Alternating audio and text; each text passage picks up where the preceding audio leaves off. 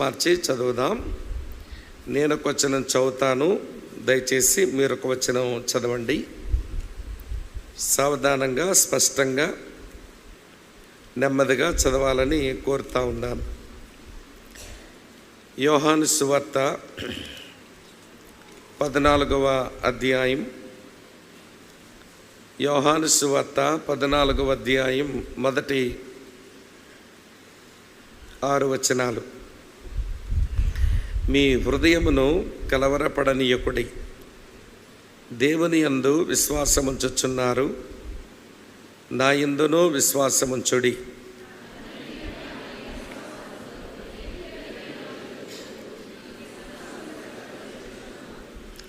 నేను వెళ్ళి మీకు స్థలము సిద్ధపరచిన ఎడల నేనుండు స్థలములో మీరును ఉండులాగున మరలా వచ్చి నా యొద్ద ఉండుటకు మిమ్మను తీసుకొని పోవదను. అందుకు తోమా, ప్రభువా, ఎక్కడికి వెళ్ళుచున్నావో మాకు తెలియదే, ఆ మార్గము ఎలాగూ తెలియనని ఆయనను అడుగ్గా,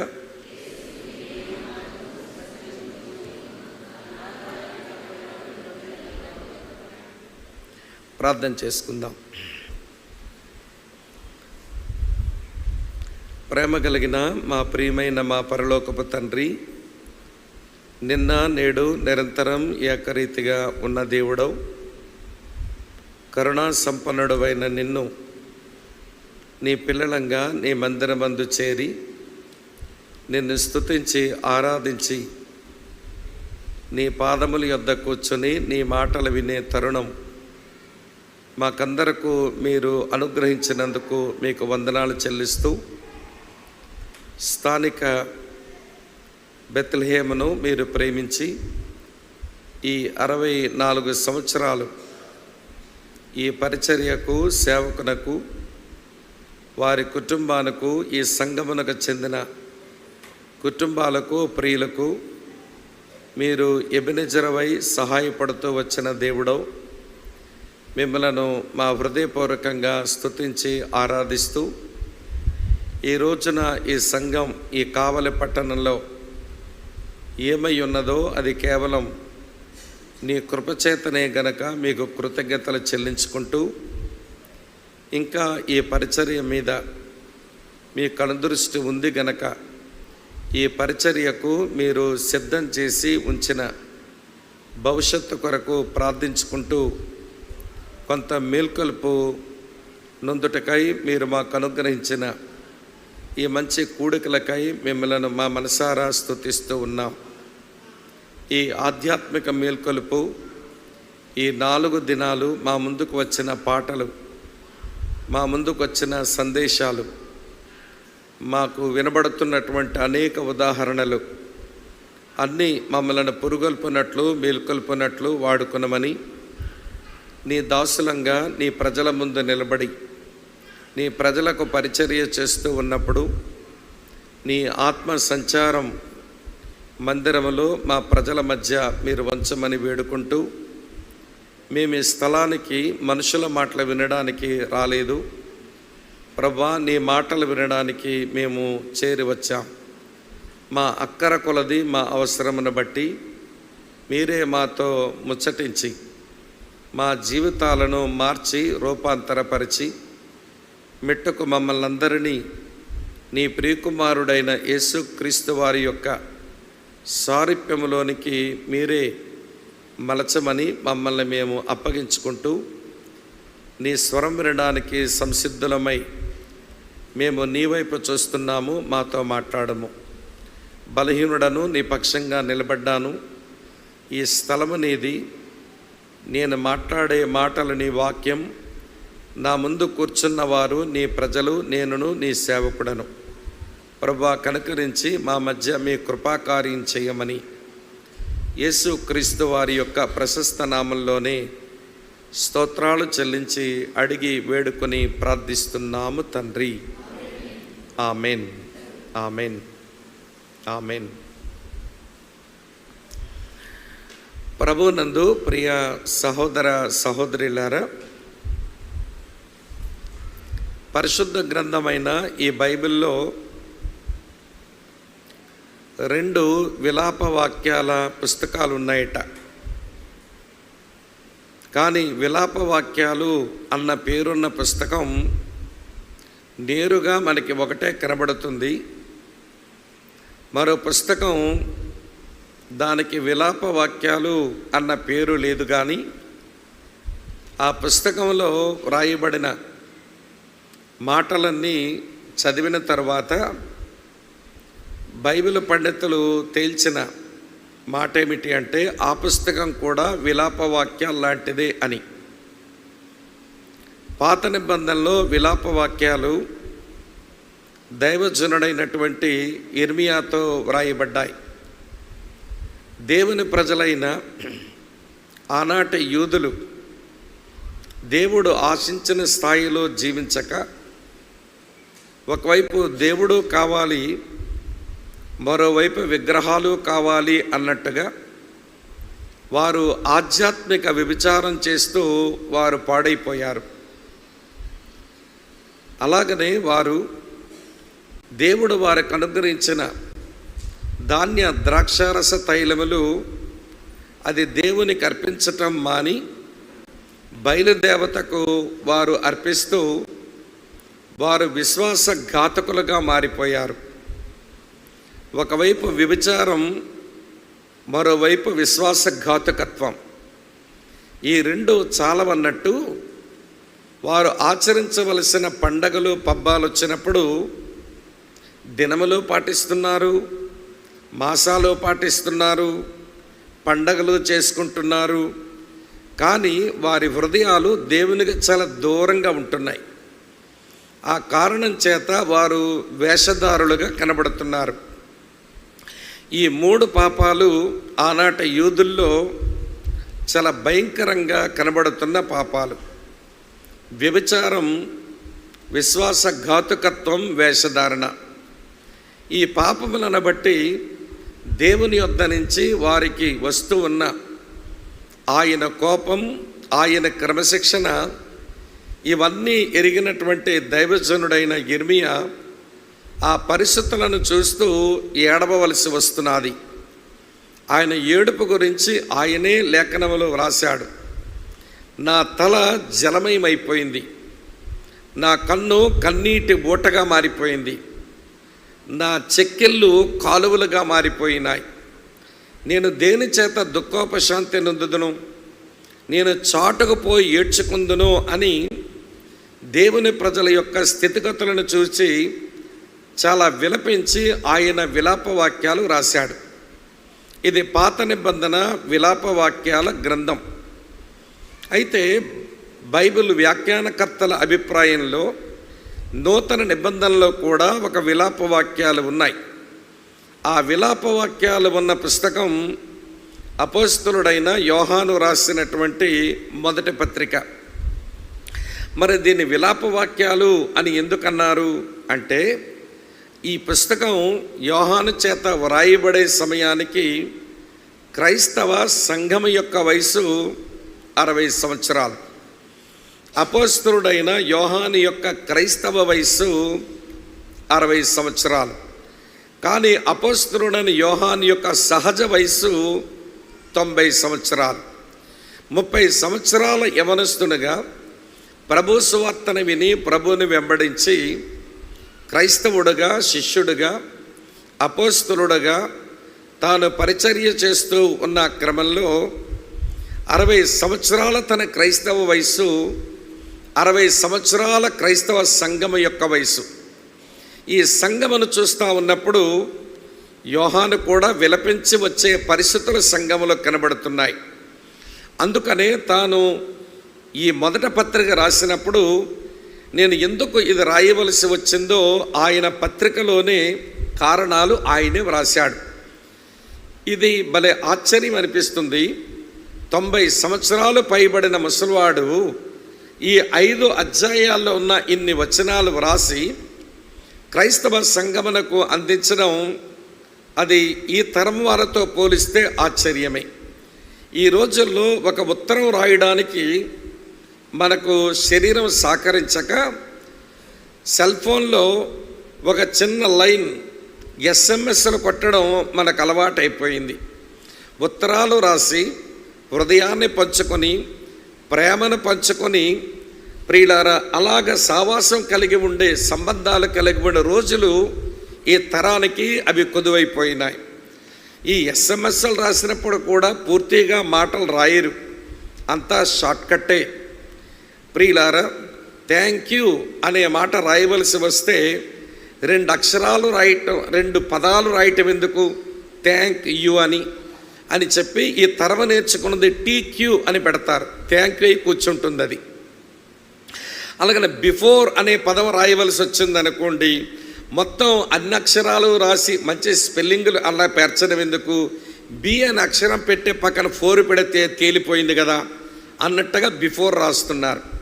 మరి ఈ రోజున రాయడానికి అంత ఒళ్ళు బద్ధకం పెరిగిన మనలాంటి వాళ్ళకి ఈ 90 సంవత్సరాల ముసలివాడు రాసిన ఇన్ని వచనాలు, ఇది మనల్ని ఆశ్చర్యంలోకి నెట్టాలి కదా. సంఘము దాని స్థితిగతులు బాగలేవు కనుక దాన్ని మేల్కొల్పాలి, దాన్ని సవరించాలి అన్న భారంతో దైవజనుడు ఈ పత్రికను రాశాడు. మన 2వ అధ్యాయం 18వ వచనానికి రాకమునుపు ఈ పత్రికను తాను ఎందుకు రాయవలసి వచ్చిందో, తను విలిపించడానికి గల కారణాలేంటో మచ్చుకు ఒక 4 చూపిస్తాను. మొదట మీరు దయించి వాటిని చూడాలని కోరుతున్నాను. మొదటి యోహాను పత్రిక 5వ అధ్యాయం 13వ వచనం చూడండి. నేను ఈ పత్రిక ఎందుకు రాయవలసి వచ్చిందో కారణం ఇది అని రాశాడు. 1 యోహాను పత్రిక 5:13, దేవుని కుమారుని నామమందు విశ్వాసముంచు మీరు నిత్య జీవము గలవారని తెలుసుకున్నట్లు నేను ఈ సంగతులు మీకు వ్రాయిచున్నాను. ఈ వచనంలో దైవజనుని యొక్క బర్డెన్ ఏమిటి అంటే, సంఘములో ఉన్నారు కానీ వీరు నిత్య జీవం గలవారు, దేవుని కుమారులు కుమార్తెలు అన్న నిశ్చయత వీళ్ళకి లేదు. నేను ఈ పత్రిక ఎందుకు రాస్తున్నాను అంటే, టు ప్రొవైడ్ ఎష్యూరెన్స్, వీళ్ళకు నిశ్చయత కలుగు నిమిత్తమై నేను ఈ పత్రిక రాస్తున్నాను.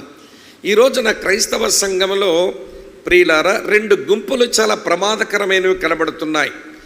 ఈరోజే కాదు, ఆ రోజుల్లో కూడా ఉన్నాయి ఈ 2 గుంపులు. ఒక గుంపు ఎవరు అంటే, వారు రక్షింపబడలేదు కానీ రక్షించబడ్డాము అని అనుకుంటున్నారు. ఇది ఒక పాడు గుంపు, మంచి గుంపు కాదు. మరో గుంపు క్రైస్తవ సంఘంలో ఉంది, వారు రక్షింపబడ్డారు కానీ మేము రక్షించబడ్డాము అన్న నిశ్చయత లేకుండా బ్రతుకుతున్నారు. ఇది కూడా పాడు గుంపే. వీరు ప్రభువునందు ఆనందించలేరు, వీరికి రక్షణ ఆనందం ఉండదు, ఆనందం ఎప్పుడు లేదో ఆరాధన ఉండదు, ఆరాధన ఎప్పుడు ఉండదో ఆ ప్రభువుని ఇతరులకు అందించడము ఉండదు. ఆ కారణం చేత ఈ 2 గుంపులు ఆనాడు ఆది క్రైస్తవ సంఘములోను ఈ రోజున స్థానికమైన సంఘాల్లో కూడా కనబడుతూనే ఉంది. రక్షణ పొందలేదు కానీ పొందినామనుకునేటోళ్ళు ఉన్నారు, రక్షణ పొంది కూడా పొందలేదని బింబేలెత్తిపోయే వాళ్ళు కూడా ఉన్నారు. నేను ఈ పత్రిక ఎందుకు రాశానో తెలుసా అండి, ఈ 60 సంవత్సరాల ఈ క్రైస్తవ సంఘాన్ని 60 సంవత్సరాల క్రైస్తవునిగా 90 సంవత్సరాల ముసలివానిగా నేను చూస్తూ ఉన్నప్పుడు ఏంటి వీళ్ళ యొక్క అండర్స్టాండింగ్, వీళ్ళు రక్షించబడి కూడా నిత్య జీవం కలిగి ఉండి కూడా మేము నిత్య జీవం కలిగి ఉన్నాము అన్న భరోసా, అన్న ధీమాతో బ్రతకడం, దేవుల్లో ఆనందించడం వీళ్ళు ఎందుకు చేతనవ్వటం లేదు అని ఈ ముసలాయన ఈ పత్రికను బాధతో రాయవలసి వచ్చింది. అర్థమవుతుంది అనుకుంటున్నాను. మీకు రక్షణ నిశ్చయత కలుగు నిమిత్తం, మీరు నిత్యజీవం గలవారు అని మీరు తెలుసుకునే నిమిత్తం నేను ఈ మాటలు రాయవలసి వచ్చింది అన్నాడు. అలా రాసే క్రమంలో ఇక బైబిల్లో ఏ పుస్తకంలో కూడా అన్ని మార్లు ఉండదు. దేవుని మూలముగా పుట్టినవారు, దేవుని మూలంగా పుట్టినవారు ఎట్లుంటారు అని చాలా ఎక్కువ మార్లు ఈ 1 యోహాను పత్రికలో చదువుతాం. మీలో ఎవరికైనా నేను రక్షించబడ్డానా లేదా, నేను నిత్యజీవం గలవాడనా కాదా అని తేల్చుకుందాము అని అనిపిస్తే ఈ 5 అధ్యాయాల ఈ పత్రికను చదివి దేవుని మూలముగా పుట్టినవారు అనే మాట పట్టుకొని వారు ఎలాంటి అనుభవాలు కలిగి ఉంటారో, వారు ఎలాంటి స్థితిగతులు కలిగి ఉంటారో భక్తుడు రాసిన మాటలు చదువుకొని మనలో మనము ఒక ఎష్యూరెన్స్, ఒక భరోసా, ఒక ధీమా, ఒక నిశ్చయత ఈ పుస్తకంలోంచి మనం సంపాదించుకోవచ్చన్నమాట. కనుక నేను 90 సంవత్సరాల ముసలివాడినైనా 60 సంవత్సరాల క్రైస్తవుడుగా 60 సంవత్సరాల క్రైస్తవ సంఘాన్ని చూసినప్పుడు భలే బాధ అనిపిస్తుంది. రక్షించబడి కూడా రక్షించబడ్డామని వీళ్ళకి నిశ్చయత లేదు. మీకు రక్షణ నిశ్చయత కలుగు నిమిత్తం, మీరు నిత్యజీవ గలవారు అని మీరు తెలుసుకున్న నిమిత్తం నేనే పత్రిక రాయవలసి వచ్చింది అన్నాడు. ఇది మొదటి కారణం. రెండో కారణం చూపిస్తాను. మొదటి యోహాను పత్రిక 2వ అధ్యాయం 26వ వచనం. మొదటి యోహాను పత్రిక 2:26. మిమ్మును మోసపరచువారిని బట్టి ఈ సంగతులు మీకు వ్రాసి ఉన్నాను. ఇది కడవరి గడియ. మోసపరిచే వాళ్ళు, క్రీస్తు విరోధులు చాలామంది సంఘములోనికి, సమాజంలోకి బయలుదేరి వచ్చేశారు. మిమ్మల్ని వారు మోసపరుస్తున్నారు. వారు మాటల చేత, వారు చేసే పనుల ద్వారా మిమ్మల్ని మోసపరుస్తున్నారు. గనక వారు మోసమునకు మీరు చిక్కగా, మీరు మోసపోకుండా నిమిత్తం నేను ఈ పత్రికను రాయవలసి వచ్చింది. టు ప్రొటెక్ట్ బిలీవర్స్, విశ్వాసులను భద్రపరచడానికే, వీళ్ళు మోసపోకుండా నిమిత్తమే నేను ఈ పత్రిక రాస్తున్నాను అన్నాడు. ఇప్పుడు మన థీమ్ సాంగ్ మనం పాడుకున్నామే, అందులో అబద్ధ బోధకులు, అలాగనే అది దుర్బోధకులు, హెరిటిక్స్ అని అంటాం. అలాగనే కొంతమంది భిన్నమైన బోధకులు, వాళ్ళ కల్ట్స్ అని అంటాం. ప్రియులారా, ఈ 2 గుంపులు చాలా ప్రమాదకరమైన గుంపులు. ఒకరేమో యేసు దేవుని కుమారుడు కాడు అనే వాళ్ళు ఒకలైతే, యేసు శరీరధారిగా రాలేదు అనే వాళ్ళు కొంతమంది అయితే, కొంతమంది యేసు దైవత్వాన్ని అంగీకరించారు, మరికొంతమంది యేసు మానవత్వాన్ని అంగీకరించారు. ఏది అంగీకరించకపోయినా మన పాపక్షమాపణ కొరకు యేసు ప్రభు చేయగలిగినది ఏమీ ఉండదు. కనుక వాక్య సిద్ధాంతములను, వాక్యము సరైన బోధ మీద దాడి చేసి వారి యొక్క వంకర మాటల చేత, వారు అబద్ధపు మాటల చేత మిమ్మల్ని మోసపరిచే వాళ్ళు చాలామంది ఉన్నారు. కనుక ఆ మోసపరచు వారిని బట్టి మీరు మోసపోకుండా నిమిత్తం నేనే పత్రికను మీకు రాయవలసి వచ్చిందని ఈ 90 సంవత్సరాలు పైబడిన ముసలివాడు ఇందుకు ఈ పత్రిక రాశాడంట. కనుక ఈ పత్రిక చదివిన వారం వాక్య సత్యములను చేతబట్టి మనల్ని మనం మోసపోకుండా ఉండినట్లు మనం దేవుల్లో ఎదగవచ్చు అన్నమాట. అన్న సుధాకర్ అన్న వాక్యం చెప్పే ముందు ఒక ప్రార్థన చేసుకుంటాడు. నేను చాలాసార్లు విన్నాను, నాకు నచ్చింది ఆ మాటలు. ఆయన ఏమంటాడంటే, ప్రభువా, నేను ఇతరులకు బోధించి నేను భ్రష్టుడిని కాకుండానట్లు నాకు సహాయం చేయండి. మరి నా దగ్గర నుంచి బోధ విని వీళ్ళు మోసపోకుండా వీరికి సహాయం చేయండి. దేవుని మాటలు వినేవారు మోసపోకూడదు. దేవుని వాక్యాలు బోధించే మేము భ్రష్టులం కాకూడదు. మిట్టుకు నేను చెప్పగోరే విషయం ఏమిటి అంటే, మిమ్మల్ని మోసపరచువారు చాలామంది బయలుదేరిపోయారు. అంశుమతి అక్క ఒక చరణంలో అది పెట్టేసింది. ఆ మేల్కొల్పు, ఆ మొదటి థీమ్ సాంగ్లో అబద్ధ బోధకులు బయలుదేరిపోయారు. వారు అబద్ధ మాటల చేత మిమ్మల్ని మోసపరుస్తారు. కనుక మీరు మోసములో పడకుండా నిమిత్తమై నేను ఈ పత్రిక రాయవలసి వచ్చింది అన్నాడు. ఇది 2వ కారణం. ఎక్కువ వివరాలు చెప్పలేను, తర్వాత మనం రేపు సాయంత్రం లోపు చాలా విషయాలు చూద్దాం. మొదటి మాట, రక్షణ నిశ్చయత కలుగు నిమిత్తం ఈ పత్రిక రాశాను. మిమ్మల్ని మోసపరచువారు ఉన్నారు కాబట్టి మీరు మోసపోకుండా నిమిత్తం నేను ఈ పత్రిక రాశాను. 3వ కారణం చెప్తాను చూడండి. మొదటి యోహాను పత్రిక 2వ అధ్యాయం 1వ వచనం. మొదటి యోహాను పత్రిక 2వ అధ్యాయం 1వ వచనం. నా చిన్నపిల్లలారా, మీరు పాపము చేయకుండుటకై ఈ సంగతులు మీకు వ్రాయుచున్నాను. ప్రియ మిత్రులారా, గమనిస్తున్నారా? టు ప్రివెంట్ సిన్, మీరు పాపము చేయకుండా ఉండు నిమిత్తం నేను ఈ పత్రిక రాస్తున్నాను. రక్షించబడిన దేవుని పిల్లలు వారి ఆధ్యాత్మిక జీవితంలో మేము పాపము లేనివారము అని ఇప్పుడు అనుకోకూడదు. మీరు రక్షించబడిన మీ లోపల మీ ప్రాచీన స్వభావం, మనందరి లోపల మన ప్రాచీన స్వభావం నిలిచి ఉంది గనక మేము పాపము లేనివారము అని మనం చెప్పుకోకూడదు. అలా చెప్పుకుంటే మనల్ని మనమే మోసపుచ్చుకున్న వాళ్ళం అయిపోతాంట. చూడండి, 1వ అధ్యాయం 8వ వచనంలో ఆ మాట ఉంటుంది. మనం పాపము లేని వారమని చెప్పుకుని ఎడల మనల్ని మనమే మోసపుచ్చుకుందము, మనలో సత్యం ఉండదు అన్నాడు. అలాగనే ప్రియమిత్రులారా, నేను పాపం చేయలేదు అని కూడా నువ్వు చెప్పొద్దు. నీకు తెలుసో నీకు తెలియకో, నువ్వు ఎరిగో నువ్వు ఎరగకో, నీ బలహీనతో నీ బలము ఏదో ఒక కారణం చేత నీ జీవితంలో పాపం చేసే ఆ బలహీనమైన గడియలు వస్తాయి. నేనేం పాపం చేయలేదండి అని, రక్షించబడ్డాను కనుక నేనేమీ పాపం చేయలేదు అని అతి పరిశుద్ధుల వేషం వేసేసుకోకండి. మీరు అతి పరిశుద్ధుల వేషం వేసేసుకోకండి. పాపము అకస్మాత్తుగా చేసే పరిస్థితులు దేవుని పిల్లలు సంభవిస్తాయి. ఒకవేళ నేను ఏ పాపము చేయలేదని మీరు అనుకుంటే దేవుణ్ణి మీరు అబద్ధకునుగా చేసిన వారు అవుతారు. ఆయన వాక్యం మీలో ఉండదు అన్నాడు భక్తుడు. చూడండి, ఇక్కడే చదువుతాను. మొదటి పత్రిక 1వ అధ్యాయం పైన 10వ వచనం చూడండి. మనం పాపము చెయ్యలేదని చెప్పుకొనని ఎడల ఆయనను దేవుణ్ణి అబద్ధకునుగా చెయ్యవారమగుదము, మరియు ఆయన వాక్యం మనలో ఉండదు. నాలో పాపం లేదు అనే మాట మంచిది కాదు, నేను పాపం చెయ్యలేదు అనే మాట మంచిది కాదు.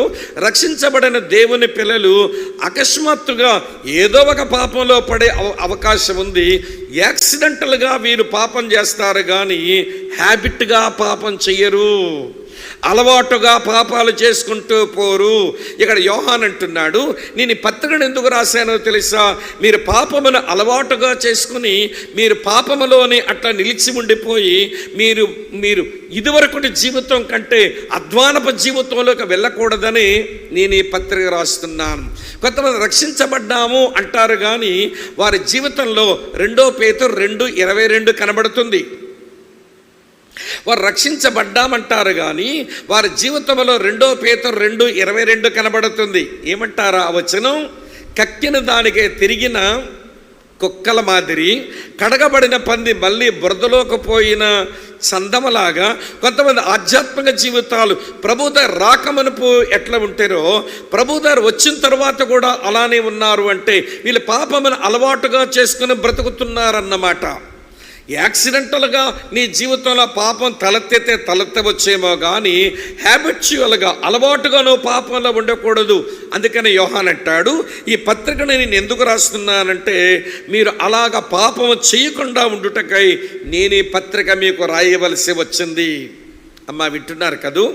మీకు రక్షణ నిశ్చేత కలుగు నిమిత్తం ఈ పత్రిక రాశాను. మిమ్మల్ని మోసపరచువారు ఉన్నారు కాబట్టి ఈ పత్రిక రాశాను. మీరు పాపం చేయకుండా ఉండు నిమిత్తం ఈ పత్రిక రాశాను. 3 కారణాలు చూపించా. 4వ కారణం చూపిస్తాను రండి. 4వ కారణం మొదటి పత్రిక 1వ అధ్యాయం 4వ వచనంలో ఇలా రాసి ఉంది, మన సంతోషం పరిపూర్ణమౌటకై మేము ఈ సంగతులు వ్రాయిచున్నాము. ఈ వచనం అంటాడు, టు ప్రమోట్ జాయ్, మీలో సంతోషం కలగాలి అని నేను ఈ పత్రిక రాస్తున్నాను అన్నాడు. క్రీస్తునందు ప్రియమైన సహోదరి సహోదరులారా, క్రైస్తవ భక్తి ఏమిటి అంటే దేవుడు మనలో సంపూర్ణంగా ఆనందించగలగాలి, మనము దేవునిలో సంపూర్ణంగా ఆనందించగలగాలి. అప్పుడు మన భక్తి పరిపూర్ణమైనట్టు లెక్క. నీలో దేవుడు సంతోషించలేకపోయినా, నేను దేవునిలో సంతోషించలేకపోయినా మన భక్తి చాలా అరకొరగా ఉందన్నమాట. అరకొర అంటే చాలని భక్తి అన్నమాట. ఈ రోజున చాలామందిలో దేవుడు ఆనందించలేడా అన్నట్టుగా బ్రతుకుతారు. మరికొంతమందికి ఏమో దేవునిలో ఆనందించడమే చేత కాదు. మరి ఎట్లా మీరు దేవుని పిల్లలైనారు? ఎలాగ మీరు సంఘములో మీరు సభ్యులయ్యారు? నేను 60 సంవత్సరాలుగా ఒక క్రైస్తవ సేవకునిగా బ్రతికి ఉండి ఈ 66 సంవత్సరాల ఈ సంఘం నేను చూస్తున్నప్పుడు చాలా బాధేస్తుంది నాకు. మీలో కొంతమందికి రక్షణ నిశ్చేతలేదు, మీలో కొంతమంది క్రీస్తు విరోధి అబద్ధ బోధకులతో మీరు మోసపోతున్నారు, మీలో కొంతమంది అలవాటుగా పాపం చేస్తున్నారు, మీలో కొంతమంది దేవుల్లో ఆనందించలేకపోతున్నారు. అందుకు నేను కూడా ఏడుస్తున్నా. యిర్మీయా యూదుల కొరకు ఏడ్చినట్లు అపోస్తలుడైన యోహాను క్రైస్తవ సంఘము కొరకు విలపించి వ్రాసిన గంభీరమైనటువంటి వాక్య సత్యాలలో ప్రియులారా, ఈ సంవత్సరం 64వ వార్షికోత్సవానికి దేవుడిచ్చిన మంచి పదం కడవరి గడియ. మీరంతా ఇక్కడే ఉన్నారా? అర్థమవుతుంది నేను చెప్పే మాట. ప్రియులారా, ఈ 64 వార్షికోత్సవ సందర్భంగా దేవుడు మనకు అనుగ్రహించిన మంచి పదము ఇది కడవరి గడియ. యోహాను భాషలో కడవరి గడియ అన్నాడు. అపోస్తలుడైనటువంటి పేతురు భాషలో అన్నిటి అంతము సమీపించి ఉంది అన్నాడు. అన్నిటి అంతం అన్నాడు ఆయన. అపోస్తలుడైన పౌలు భాషలో అంత్యకాలముల యందు అనే మాట ఉపయోగించాడు.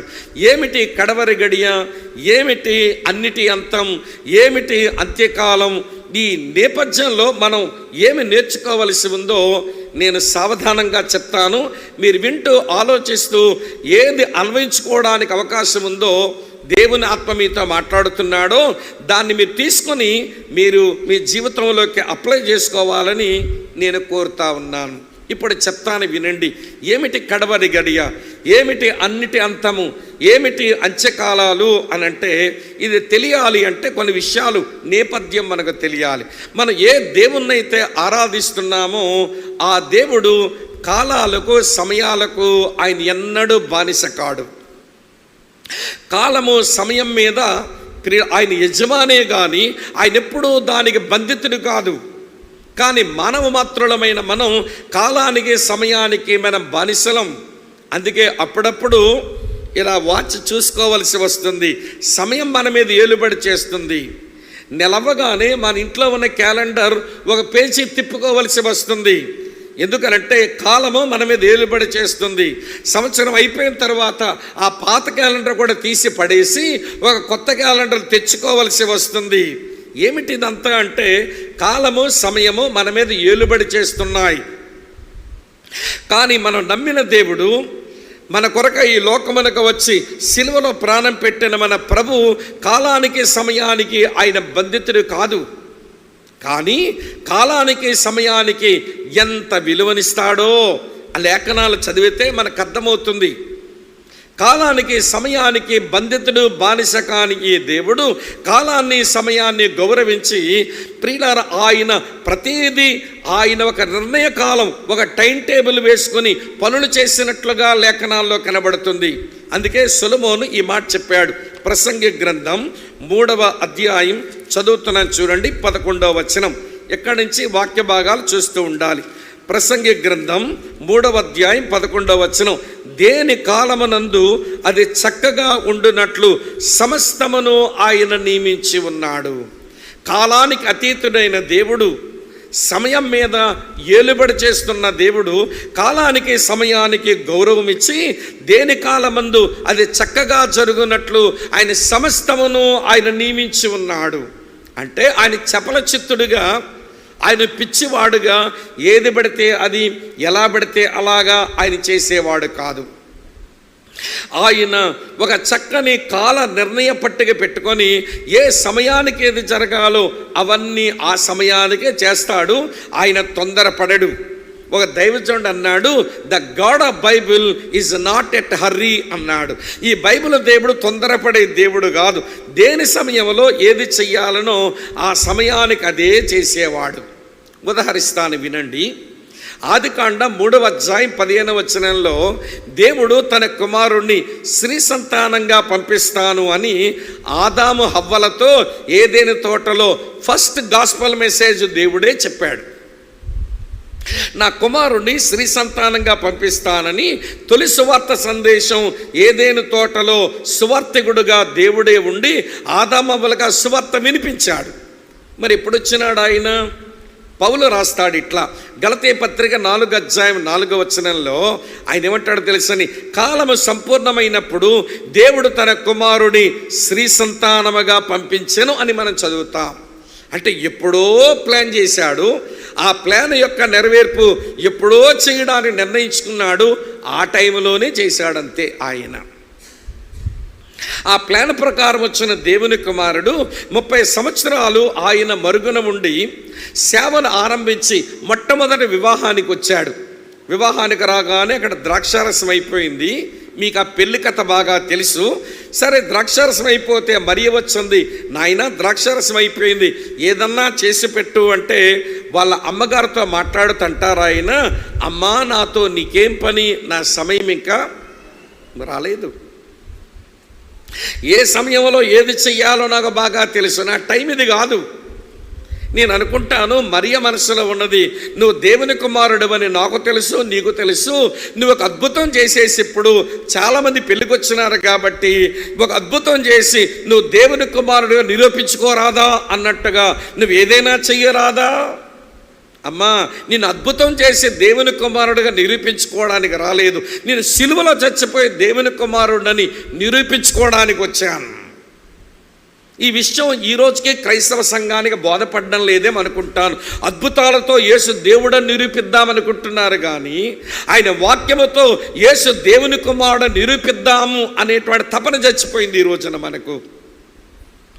అంతెందుకండి, ఆ పాతాళంలోంచి వాడు అంటున్నాడు, హే అబ్రహామా, నాకు 5 సహోదరులు ఉన్నారు, ఆ లాజర్ను కొంచెం పంపిస్తే వాడు చచ్చిపోయి తిరిగి లేచి వెళితే వాడు చెప్పిన మాటలు వింటే నా 5 అన్నదమ్ములు ఇక్కడ రాకుండా వారు రక్షణ పొందుతారు, వారిని కొంచెం పంపించవు అంటే ఆనాడు అబ్రాహాం ఈ మాట అన్నాడని ప్రభు చెప్పిన మాటలు మనం చదువుతాం.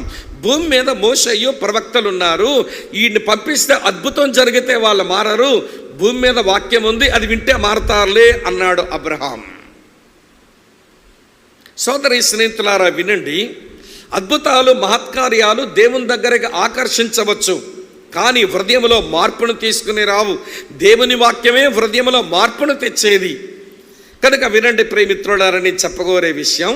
కనుక దేవుని యొక్క వాక్యాన్ని మనం ఆలోచిస్తూ ధ్యానిస్తూ యేసు దేవుని కుమారుడుగా మనం గుర్తెరగాలి. ఇంతగా నా పాయింట్ ఏంటనంటే, అమ్మా నాతో నీకేం పని, నేను దేవుని కుమారుడుగా నిరూపించుకోవలసిన గడి ఒకటి ఉంది, ఆ గడి ఇంకా రాలేదు, కనుక నా సమయం ఇంకా రాలేదు అన్నాడు. సరే, మొత్తానికి ద్రాక్షారసం చేసినాడు, నీళ్లను మార్చి తర్వాత పెళ్లి విందు అయిపోయింది. తర్వాత యోహాను సువార్త 7వ అధ్యాయంలో శిష్యులంతా ఆయన చుట్టూ చేరన్నారు, ప్రభువా యెరూషలేములో పండగ జరుగుతుంది, పోదామా? అప్పుడు ప్రభు అన్న మాట జ్ఞాపకానికి తెచ్చుకోండి, నా సమయం ఇంకనూ రాలేదు, మీ సమయం ఎల్లప్పుడూ మీ వద్దనే ఉంది, మీరు పొండి. అరే ఒక అద్భుతం చేయడానికి ఆయనకు ఒక టైం ఉందంట. అమ్మా వింటున్నారా? తనేంటో నిరూపించుకోవడానికి ఆయనకు ఒక టైం ఉందంట. అలాగనే యెరూషలేము పండగ వెళ్ళడానికి ఒక టైం ఉందంట. నా సమయం ఇంకా రాలేదు, మీ సమయం ఇప్పుడు మీ దగ్గరే ఉంది, మీరు పొండి, తర్వాత సంగతి చూద్దామన్నట్టుగా ప్రభు మాట్లాడతారు. అదే యేసుక్రీస్తు ప్రభు యెరూషలేములో యేసును బంధించడానికి, ఆయన కొట్టడానికి, చంపడానికి మనుషులు సిద్ధంగా ఉంటేను యోహాను సువార్త 17వ అధ్యాయం 1వ వచనంలో తండ్రి నా గడియ వచ్చి ఉన్నది అని అంటాడు. ఇవన్నీ మనకేమి నేర్పిస్తాయి అని అంటే, కాలానికి సమయానికి అతీతుడైన దేవుడు కాలానికి సమయానికి విలువను గౌరవాన్ని ఇచ్చి దేని సమయంలో ఏది చక్కగా చెయ్యాలో అలా చేసుకుంటూ వెళ్ళే దేవుడు ఆయన. మనలాగా చపల చిత్తుడు కాదు, ఇష్టం వచ్చినట్టుగా ఆయన ప్రవర్తించడు. కాలానికి సమయానికి బంధితులమైన మనం సమయానికి కాలానికి విలువనివ్వటం మనకు చేతనవ్వడం లేదు. గమలీయేలన్న ఇక్కడ ఆరాధన ఏ టైంకి ఆరంభమవుతుందో అని అక్కడ తాగుంటే అనుకునేవాడిని, అసలు మీరు ఇంటి దగ్గర బయలుదేరవలసిన టైమో చెప్పాల్సి వచ్చింది సేవకుడు ఎక్కడి నుంచి. అరే వర్షిప్ ఈ టైంకి కూడికి టైంకి అవుతుంది అనే మాట తాగలేదు. ఎక్కడి నుంచి మొదలు పెట్టారు? మీరు పల్లెటి గ్రామాల నుంచి వస్తే మీరు 6:30కే బయలుదేరండి, సిటీలో ఉన్నవారు మీరు బయలుదేరి వస్తే మీరు 7కే బయలుదేరండి. మీ ఇంటి దగ్గర బయలుదేరడం దగ్గర నుంచి ఎందుకు చెప్పుకోవాల్సి వచ్చింది సేవకులు అంటే, సమయానికి కాలానికి విలువిచ్చే మనుషులం కాదుగా. ఎప్పుడు పడితే అప్పుడు వస్తాం, ఎలా పడితే అలా వస్తాం, ఎగాదిగా బతికేస్తుంటాం. నేను మీ మీద నేరం మోపాను అనుకోకండి సుమా, అప్పుడే కొంచెం కళ్ళు గుడ్ల గోబల్లా పెట్టి చూస్తున్నారు, ఇంత కఠినంగా మాట్లాడుతున్నాడు ఏంటి వీడని.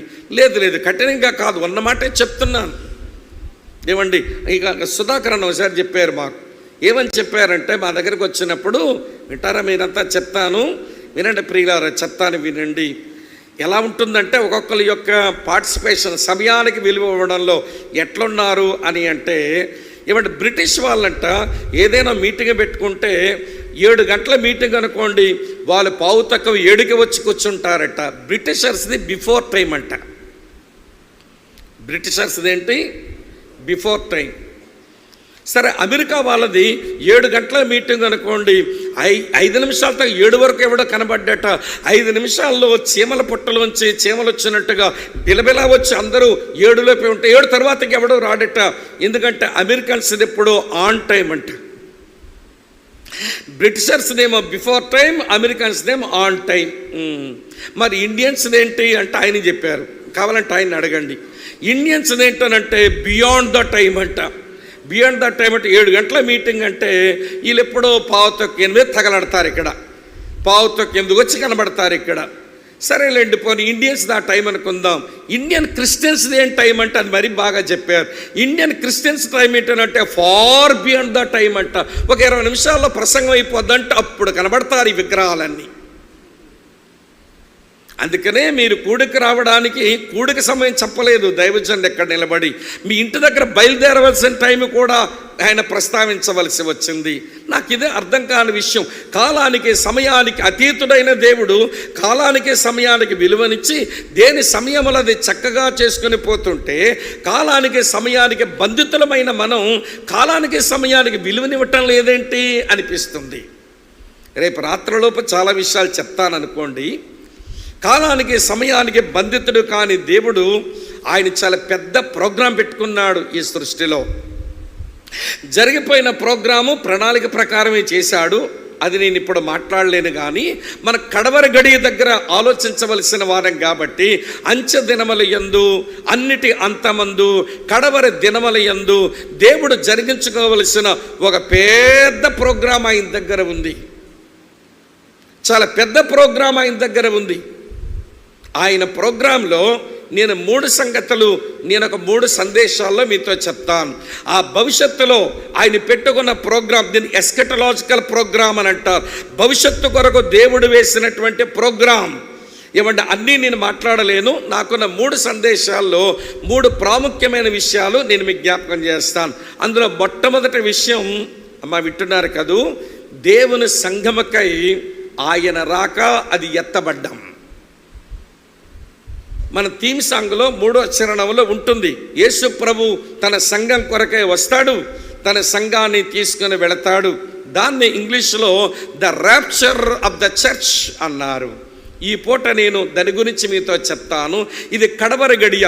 దేని కొరకు మనం ఎదురు చూస్తున్నాము అని అంటే, యేసు ప్రభు వస్తారు, సంగముగా మనం ఆరోహణమవుతాము, ఆయన దగ్గర కొనిపోబడతాము.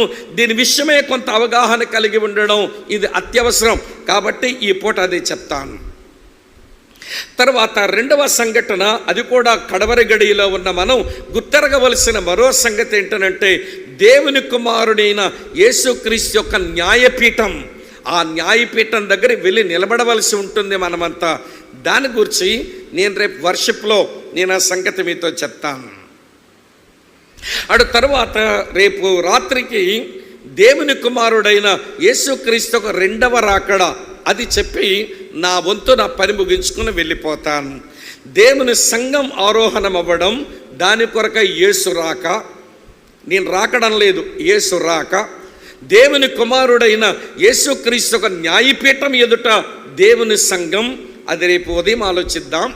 తర్వాత దేవుడు తన కుమారుడని యేసుక్రీస్తుని పంపగా దేవుని కుమారుడు యేసుక్రీస్తు యొక్క 2వ రాకడ, అది రేపు రాత్రి మనం ఆలోచిస్తాం. ఇది కడవరి గడియ. కాలాలు కొంచెం గమనించి బ్రతకమని పరిశుద్ధాత్మ దేవుడు అటు యోహాను ద్వారా కానివ్వండి, ఇటు పేతురు ద్వారా కానివ్వండి, అక్కడ పౌలు ద్వారా కానివ్వండి, మీరు కాలములను ఎరిగి బ్రతకండి అని చెప్పడానికే, మనం మేల్కొల్పడానికే ఈ విషయాలు వ్రాశాడు గనక ప్రియులారా, ఇప్పుడు మనం మాట్లాడుకోవలసిన విషయం ఇది కడవరి గడియ. క్రీస్తు విరోధులు ప్రత్యక్షమవుతారు. ఆల్రెడీ వాడి ఆత్మ భూమి మీద పనిచేస్తూనే ఉంది. వాని గురించి తర్వాత ఆలోచిద్దాం. కానీ ఈ కడవరి గడియలో దేవుని సంగముగా మన ప్రభు యొక్క రాక నిమిత్తం, ఆయన దగ్గరకు మన ఆరోహణమగు నిమిత్తం మనం సిద్ధపడవలసి ఉంది. ప్రభు తన రాకన గూర్చి, తన సంఘం ఆయన కొనిపోవడాన్ని గూర్చి ప్రధానమైనటువంటి లేఖన భాగాలు, ఒకటి యోహాను సువార్త 14వ అధ్యాయం 1 నుంచి 6 వచనాలు ఈ పూట నేను మీరు కలిపి చదివాం. మరో స్క్రిప్చరల్ పోర్షన్ ఆయన రాక సంఘం ఎత్తబడ్డాన్ని గూర్చి 1 కొరింథీ పత్రిక 15వ అధ్యాయం. ఆచరణ కూడా అక్కందులో పెట్టారు. ఈ క్షయమైపోయిన శరీరం అక్షయతను ధరించుకొని కడబోర మ్రోగినప్పుడు ఇది మార్పు చెంది ప్రభువుని కలుసుకుంటుంది అని ఆచరణ కూడా మన అంశపు పాటలో ఉంది. అదొక పోర్షన్. మరొక వాక్య భాగం ఏమిటి అంటే 1 తెస్సలోనిక పత్రిక 4వ అధ్యాయం 16 నుంచి 18 వచనాలలో మరొక వాక్య భాగం ఉంది. ఈ ప్రధానమైన వాక్య భాగాలు, ఇంకా చాలా వాక్యాలు ఉన్నాయి అనుకోండి, ఈ ప్రధానమైన 3 వాక్య భాగాలు ఏమి చెబుతున్నాయి అని అంటే, ప్రభు తన సంఘము నిమిత్తం వేంచేయబోతున్నాడు. సంఘం ఆయన దగ్గరికి ఆరోహణం కాబోతా ఉంది. ఈ కడవర గడియలో ఉన్న దేవుని సంఘమా, బెత్లెహేమా, ఈ కడవర గడియలో నా యేసు రాక ఎట్లా సంభవిస్తుంది, నేను సంఘములకు సభ్యునిగా, సభ్యురాలుగా నేను ఎలా ఉంటే ఎత్తబడగలుగుతాను, ఈ కడవర గడియలో మనం తెలుసుకోవలసిన కీలకమైన విషయం. వెనకాల చెప్పిన 2 పోర్షన్లు వదిలేయండి. యోహాను సువార్త 14వ అధ్యాయం 1 నుంచి 6 వచనాలు మనం చదివాం గనక అక్కడ నుంచే వాక్యాన్ని ధ్యానం చేయడం మొదలు పెడదాం.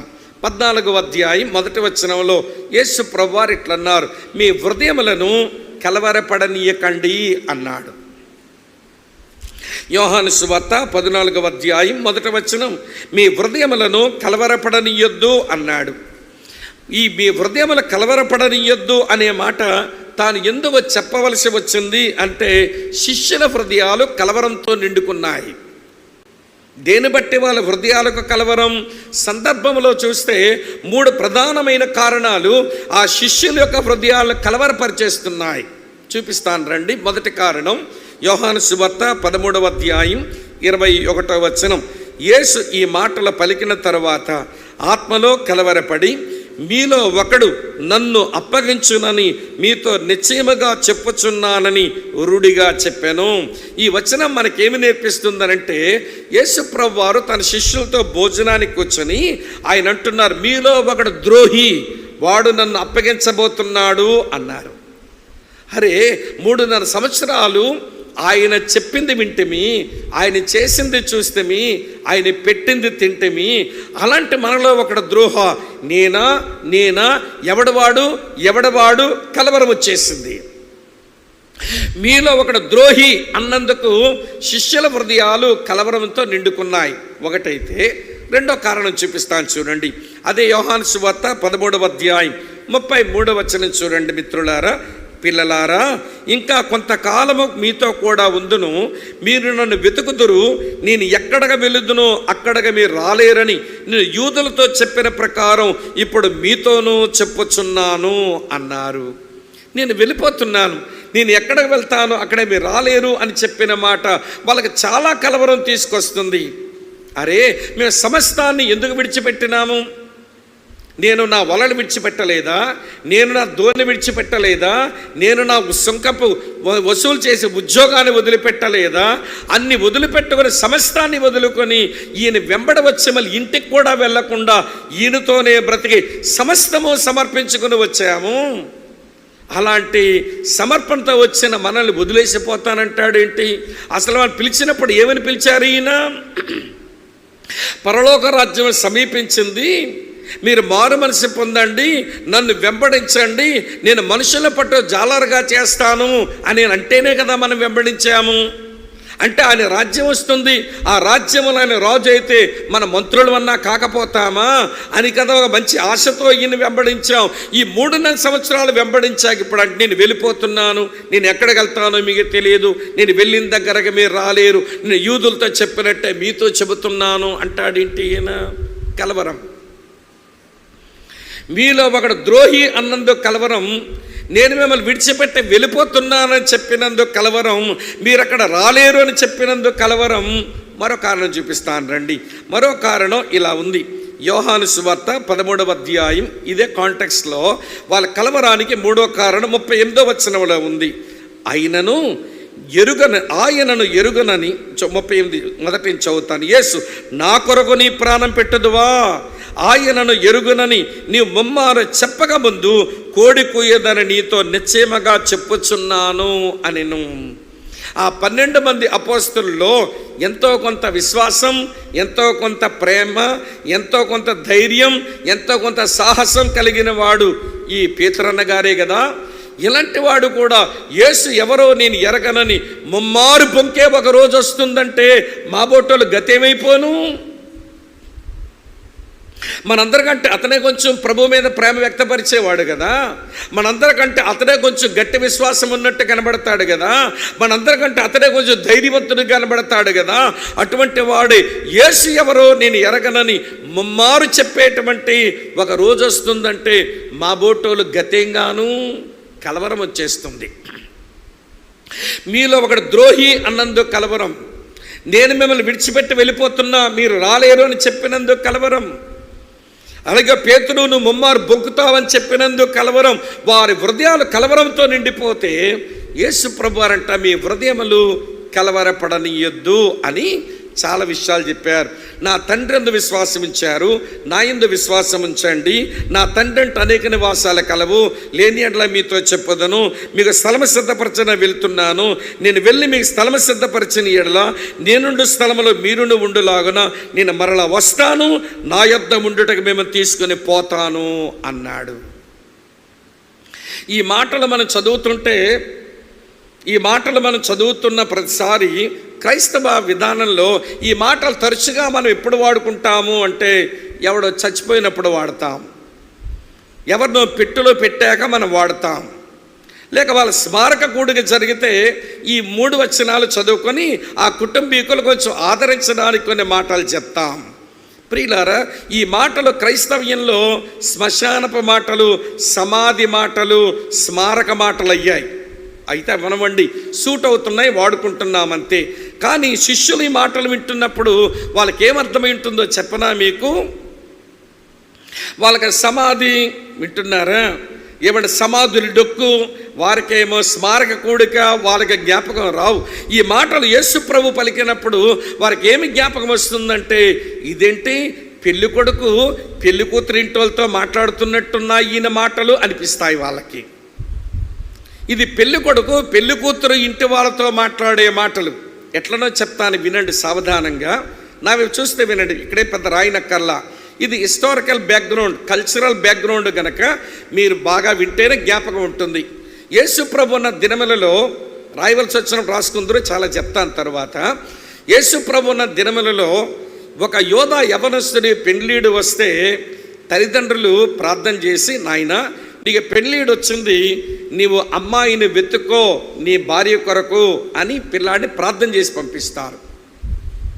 అతగాడు పోయి తనకు నచ్చిన అమ్మాయి కనబడినప్పుడు ఆ పిల్ల తాలూకు వంశం ఏమిటి, ఆ పిల్ల తాలూకు గోత్రం ఏమిటి, ఆమె ఎవరి కుమార్తె తెలుసుకుని వాళ్ళ ఇంటికి వెళ్ళి, మీ అమ్మాయిని చూశాను, నాకు నచ్చింది, పెళ్లి చేసుకోవాలనుకుంటున్నాను, నాది పలానా గోత్రం, నాది పలానా వంశం, నా తండ్రి పలానా ఆయన కొడుకును నేను, మీ అమ్మాయిని ఇచ్చిన పెళ్లి చేస్తారా అని అడిగితే ఆయన అక్కడే కూర్చోబెట్టి తల్లిదండ్రులు ఇద్దరు గదిలోకి వెళ్ళి అమ్మాయితో మాట్లాడి, పలానా గోత్రం, పలానా వంశం, పలానా తండ్రి కొడుకు నేను పెళ్లి చేసుకోవడానికి వచ్చాడమ్మా, ఏమంటావు అని అంటే నాకు సమ్మతమే అని అమ్మాయి చెప్పింది అనుకోండి.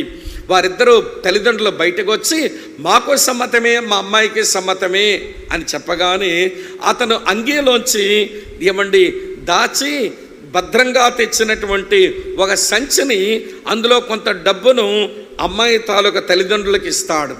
దాని హెబ్రీ భాషలో మొహార్ అని అంటారు. ఆ సంచి పేరే మొహార్ సంచి. అందులో ఆడపిల్లకి ఇవ్వవలసినటువంటి కన్యాశుల్కం, కట్నం ఉందన్నమాట. ఇది కాస్త మన దేశంలో, మన రాష్ట్రంలో ఉల్టైపోయింది. ఏం చేస్తాం, ఏమండి మగాళ్ళు ఆడపిల్లల కట్నాలు ఇవ్వరు, ఆడపిల్లలే మగాళ్ళకి ఏం తెలియనట్టు కూర్చున్నారు, కట్నాలు ఇవ్వాలి. అసలు టీవీ నైనోడు ఎన్నిసార్లు స్క్రీన్ మీద వేసినా చదువుతున్నా మనకు ఎందుకు జ్ఞానోదయం అవ్వదో నాకు అర్థం కాదు. పోనీ ఆధ్యాత్మిక ఏమండి ఉపదేశం పోనీ పక్కన పెట్టండి, ఒక సాంఘిక టీవీ ఛానల్ వాడు వేస్తుంటాడు ఏమండి మంచి స్లోగన్. ఆ స్లోగన్ ఏంటో తెలుసండి, కట్నం అడిగినవాడు, పర్ల చెప్పండి, కట్నం అడిగినవాడు గాడిద.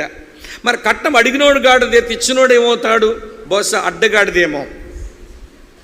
కట్నం అడిగినవాడు గాడిద, ఇచ్చినోడేమో అడ్డగాడిద. మధ్యలో మాలాంటి సేవకులు తోసేస్తారుగా మీరు, మేము మరీ ఈ మాట ఆ మాట చెప్పి ఇప్పించేస్తాం. ఇప్పుడు మమ్మల్ని ఏమనాలన్నమాట, కంచర్ గాడిద అనాలేమో. అడిగినోడు గాడిద, ఇచ్చినోడు అడ్డగాడిద, ఇప్పించినోడు కంచర గాడిద. అసలు క్రైస్తవ సమాజంలో గాడిదలే గాడిద. ఇలా అంటున్నా కూడా కొంచెం సిగ్గుపడడం లేదండి మన వాళ్ళు. ఇస్తారా సస్తారా? ఆడపిల్ల తల్లిదండ్రులు కూతురు కొరకు ఇంతకాలం పెంచాం, ఎక్కువ కాలం అబ్బాయి ఇంట్లో బతకాలి కాబట్టి మనం ఏదో తక్కువ చేయకుండా మన సాధ్యమైనంత వరకు చేతనైనంత మట్టుకు మన పాపకు బాగా చూసి పంపిద్దామని ఏ తల్లిదండ్రులైనా అనుకుంటారు కదా.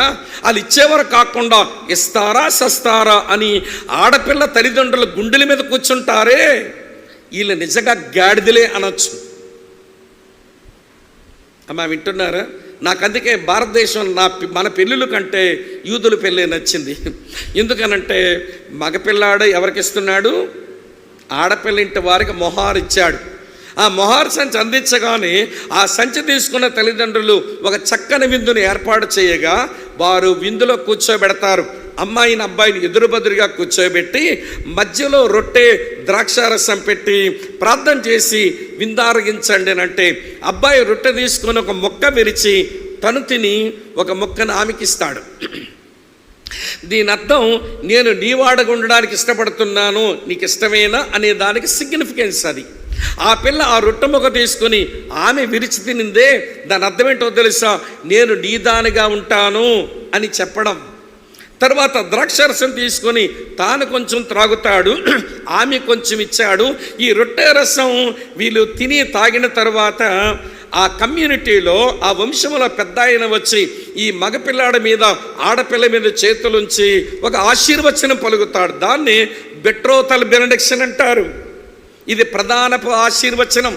ఈ ఆశీర్వచనం అయిపోగానే అబ్బాయి వినండి భర్త అయిపోయినాడు, అమ్మాయి భార్య అయిపోయింది. వాళ్ళు శారీరకంగా ఇంకా ఏకమకారు కానీ వారి భార్యాభర్తలుగా పిలువబడతారు.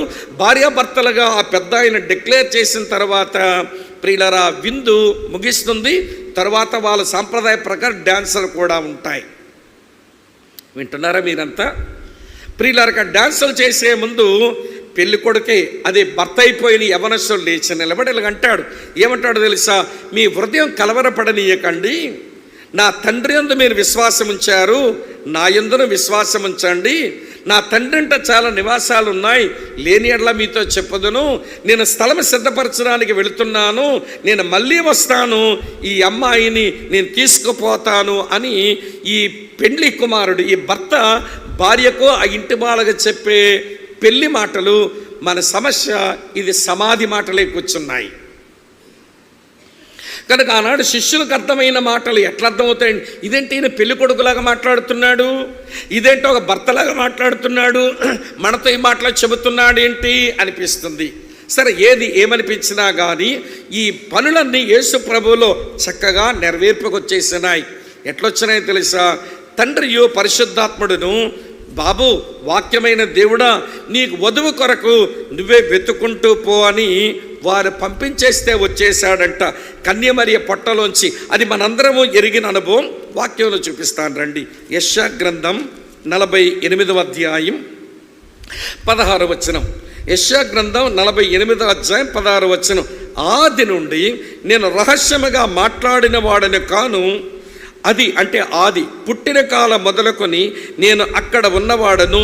ఇప్పుడు ప్రభువు యెహోవాయు ఆయన ఆత్మయు నన్ను పంపెను. తండ్రి అయిన దేవుడు పరిశుద్ధాత్మ దేవుడు నన్ను పంపగా, వాక్యమైన వాడని నన్ను పంపగా కన్యమరియ పొట్టలో శరీరాన్ని తీసుకుని ఆయన ఈ లోకానికి వచ్చి వెతకడం మొదలుపెట్టాడు. అందుకే ఆ మాట ఆయన చెప్పగలిగాడు. లూకాసు వార్త 19వ అధ్యాయం 10వ వచనంలో నశించిన దానిని వెతక రక్షించుటకు మనుష్య కుమారుడు ఈ లోకమునకు వచ్చాను. వెతుకుతూ ఉంటే అందవికారంగా ఉన్న నేను నచ్చాను, అందవికారంగా ఉన్న నువ్వు నచ్చావు. అమ్మ వింటున్నారా? కొంతమంది అక్కలు వింటున్నారు కానీ బొగ్గల కింద చేతులు పెడుతున్నారు. ఇవాళ బొగ్గల కింద చేతులు పెట్టుకున్న వాక్యం వినడం ఇది మైదా రోగం. ఎప్పుడైతే బొగ్గల కింద చేతులు పెట్టారో కనురప్పల పడమని మీరే కోరుకుంటున్నారన్నమాట. ఇలాంటి వారు దేవుని వాక్యాన్ని లోపల తీసుకోలేరు. దేవుని వాక్యం వినడానికి వచ్చినప్పుడు నిష్ట ఉండాలి. ఏమో బొగ్గల కింద చేతులు తీయండి, నేను రేపు రాత్రి వరకు అలా బొగ్గల కింద చేతులు పెట్టేవాళ్ళు పేరు పెట్టి మరి పిలుస్తాను. వీడికి మా పేరేం తెలుసు అని మీరు పెద్ద ఆశ్చర్యపోనక్కర్లా, మీ పేరు నాకు తెలియనక్కర్లా. కట్టుకున్న చీర రంగు కనబడితే చాలు, వేసుకున్న చొక్కా రంగు కనబడితే చాలు, రంగుతోనే పిలుస్తాం మిమ్మల్ని. అమ్మ వింటున్నారు కదూ? సరే వినండి, ఆయన వెతుకుంటూ వచ్చాడు, మనము నచ్చాము, మన కొరకు ఆయన మొహారు చెల్లించడం అయిపోయింది.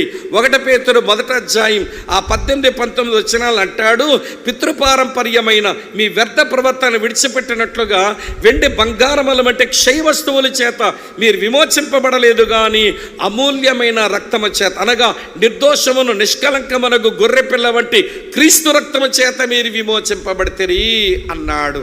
తన రక్తమే, వినండి ప్రియమైన స్నేహితులారా, తన రక్తమే విమోచన క్రయధనంగా ఆ మొహార్ సంచిగా మన కొరకు ఆయన కట్టేసి మనతో భోజనం కూడా చేసి ముగించేసేసాడు. ఇదిగో ఇది నా శరీరం, దీన్ని తిన్నప్పుడల్లా నన్ను జ్ఞాపకం చేసుకోండి. ఇది నా నిబంధన రక్తం, దీన్ని తాగినప్పుడల్లా నన్ను జ్ఞాపకం చేసుకోండి అని చెప్పి, వింటున్నారా ప్రియమైన మిత్రులారా, ఆయన నిబంధన భోజనం కూడా చేసి ముగించి వెళ్ళిపోతూ మనతో చెప్తున్నాడు, మీ హృదయాలు కలవరపడనీయకండి. నా తండ్రి యందు మీరు విశ్వాసం ఉంచారు, నా యందును విశ్వాసం ఉంచండి. నా తండ్రి అంటే అనేక నివాసాల కలవు, లేని ఎడలా మీతో చెప్పదును. నేను స్థలము సిద్ధపరచడానికి వెళుతున్నాను, సిద్ధపరిచిన తర్వాత నేను మళ్ళీ వస్తాను, తీసుకుని పోతాను. కడవరి గడియలో జరగవలసిన ఫస్ట్ ఈవెంట్, కడవరి గడియల్లో దేవుని పిల్లల జీవితంలో జరగవలసిన మొదటి సంభవం అది ఏమిటి అంటే, ఆయన రావాలి, సంఘమును ఆయన తీసుకుని పోవాలి. కడవరి గడియల్లో బ్రతుకుతున్న మనం ఈ కడవరి గడియని ఇవ్వండి 2000 సంవత్సరాల తర్వాత ఎక్కడుండి ఆలోచిస్తున్నాం. అప్పుడు యోహాను ఆ సంవత్సరాల్లోనే కడవరి గడి అంటే, ఇప్పుడు మనం ఉన్నది కడవరి గడి అని నేను అనుకున్నాను. కడవరి అమ్మ వింటున్నారా, మిల్లీ సెకండ్లో బతుకుతున్నామేమో అనుకోవాలి మనం. అప్పటికది కడవరి గడియ, ఇప్పుడు కడవరి మిల్లీ సెకండ్లో మనం బ్రతుకుతున్నాం, నానో సెకండ్లో మనం బ్రతుకుతున్నాం అనుకొని, ఎప్పుడు వస్తాడా తన సంగమ కొరకు, సంగమలో ఉండి నేనెప్పుడు ఎత్తబడతానా అనేటువంటి మెలకువతో మత్తు వదిలి బతకవలసిన ఆవశ్యకత దేవుని సంఘమైన మనకుందని మీరు గమనించాలి. బ్రదర్ స్వామి, ఈ విషయాలు నమ్మడానికి ఏమన్నా నమ్మాలనిపిస్తుంది కానీ ఏదైనా ఆధారం ఉంటే నమ్ముదును కదా అని మీరు అనుకుంటారేమో. నేను కూడా అలాగ అనుకున్నాను. కానీ బైబిల్లో ఆరోహణానికి, ఎత్తబడ్డానికి, కొనుపోబడ్డానికి దేవుడు 7 రుజువులు పెట్టినాడు. 7 విట్నెసెస్ ఉన్నాయి. ఆధారం లేకుండా నిన్ను నమ్మమండల్లా, నేను వస్తాను, మిమ్మల్ని కొనిపోతాను అని, మిమ్మల్ని ఆరోహణ అనుభవిస్తాను అని ప్రభు చెప్పిన దానికి ఆయన నమ్మడానికి ఆధారాలు లేకుండా చేయలేదు ఆయన. నేను లిస్ట్ అవుట్ చేస్తాను, అన్ని ఆధారాలు వివరించలేనుగా లిస్టు చెప్తాను. అందులో 3 ఆధారాలు చెప్పి ఈ పూట నా సందేశాన్ని ముగిస్తాను. ఎత్తబడ్డానికి మొదటి ఉదాహరణ ఆదికాండం 5వ అధ్యాయంలో కనబడిన హానోకు. అతను మరణము చూడకుండానే కొనిపోబడ్డాడు. ఆయన గురించి కొంత ధ్యానం చేద్దాం ఈ పూట. రెండవ మాట ప్రియులారా, ఎత్తబడిన దానికి రెండవ ఉదాహరణ అది ఏలియా జీవితంలో జరిగిన సంఘటన. రాజులు 2వ గ్రంథం 2వ అధ్యాయం 11వ వచనంలో ఏలియా కూడా ఎత్తబడ్డాడు. ఇది ఎత్తబడ్డానికి, ఆరోహణం పొందడానికి ఇది రెండవ ఉదాహరణ. మూడవ ఉదాహరణ మన ప్రభువైన యేసుక్రీస్తు వారి, ఆయన మరణించి పునరుత్థానుడై ఆయన పరలోకానికి ఆరోహణుడై వెళ్ళిపోయాడు. లూకా సువార్త 24వ అధ్యాయంలో ఈ ఉదాహరణను మనం 51వ వచనంలో చదువుతాం. మొదటి ఎగ్జాంపుల్ హానోకు, సెకండ్ ఎగ్జాంపుల్ ఏలియా, థర్డ్ ఎగ్జాంపుల్ ప్రభువైన యేసుక్రీస్తే. ఫోర్త్ ఎగ్జాంపుల్ ఎవరు అంటే అపోస్తల కార్యాలు 8వ అధ్యాయంలో ఫిలిప్పు దేవుని ఆత్మ చేత అట్లా కొనుపోబడిన అనుభవం ఆయన పొందాడు. అపోస్తల కార్యాలు 8వ అధ్యాయం ప్రియ మిత్రులారా 39వ వచనంలో ఈ కొనుపోబడిన అనుభవాన్ని మనం అక్కడ చదువుతాం. అది ఫోర్త్ ఎగ్జాంపుల్.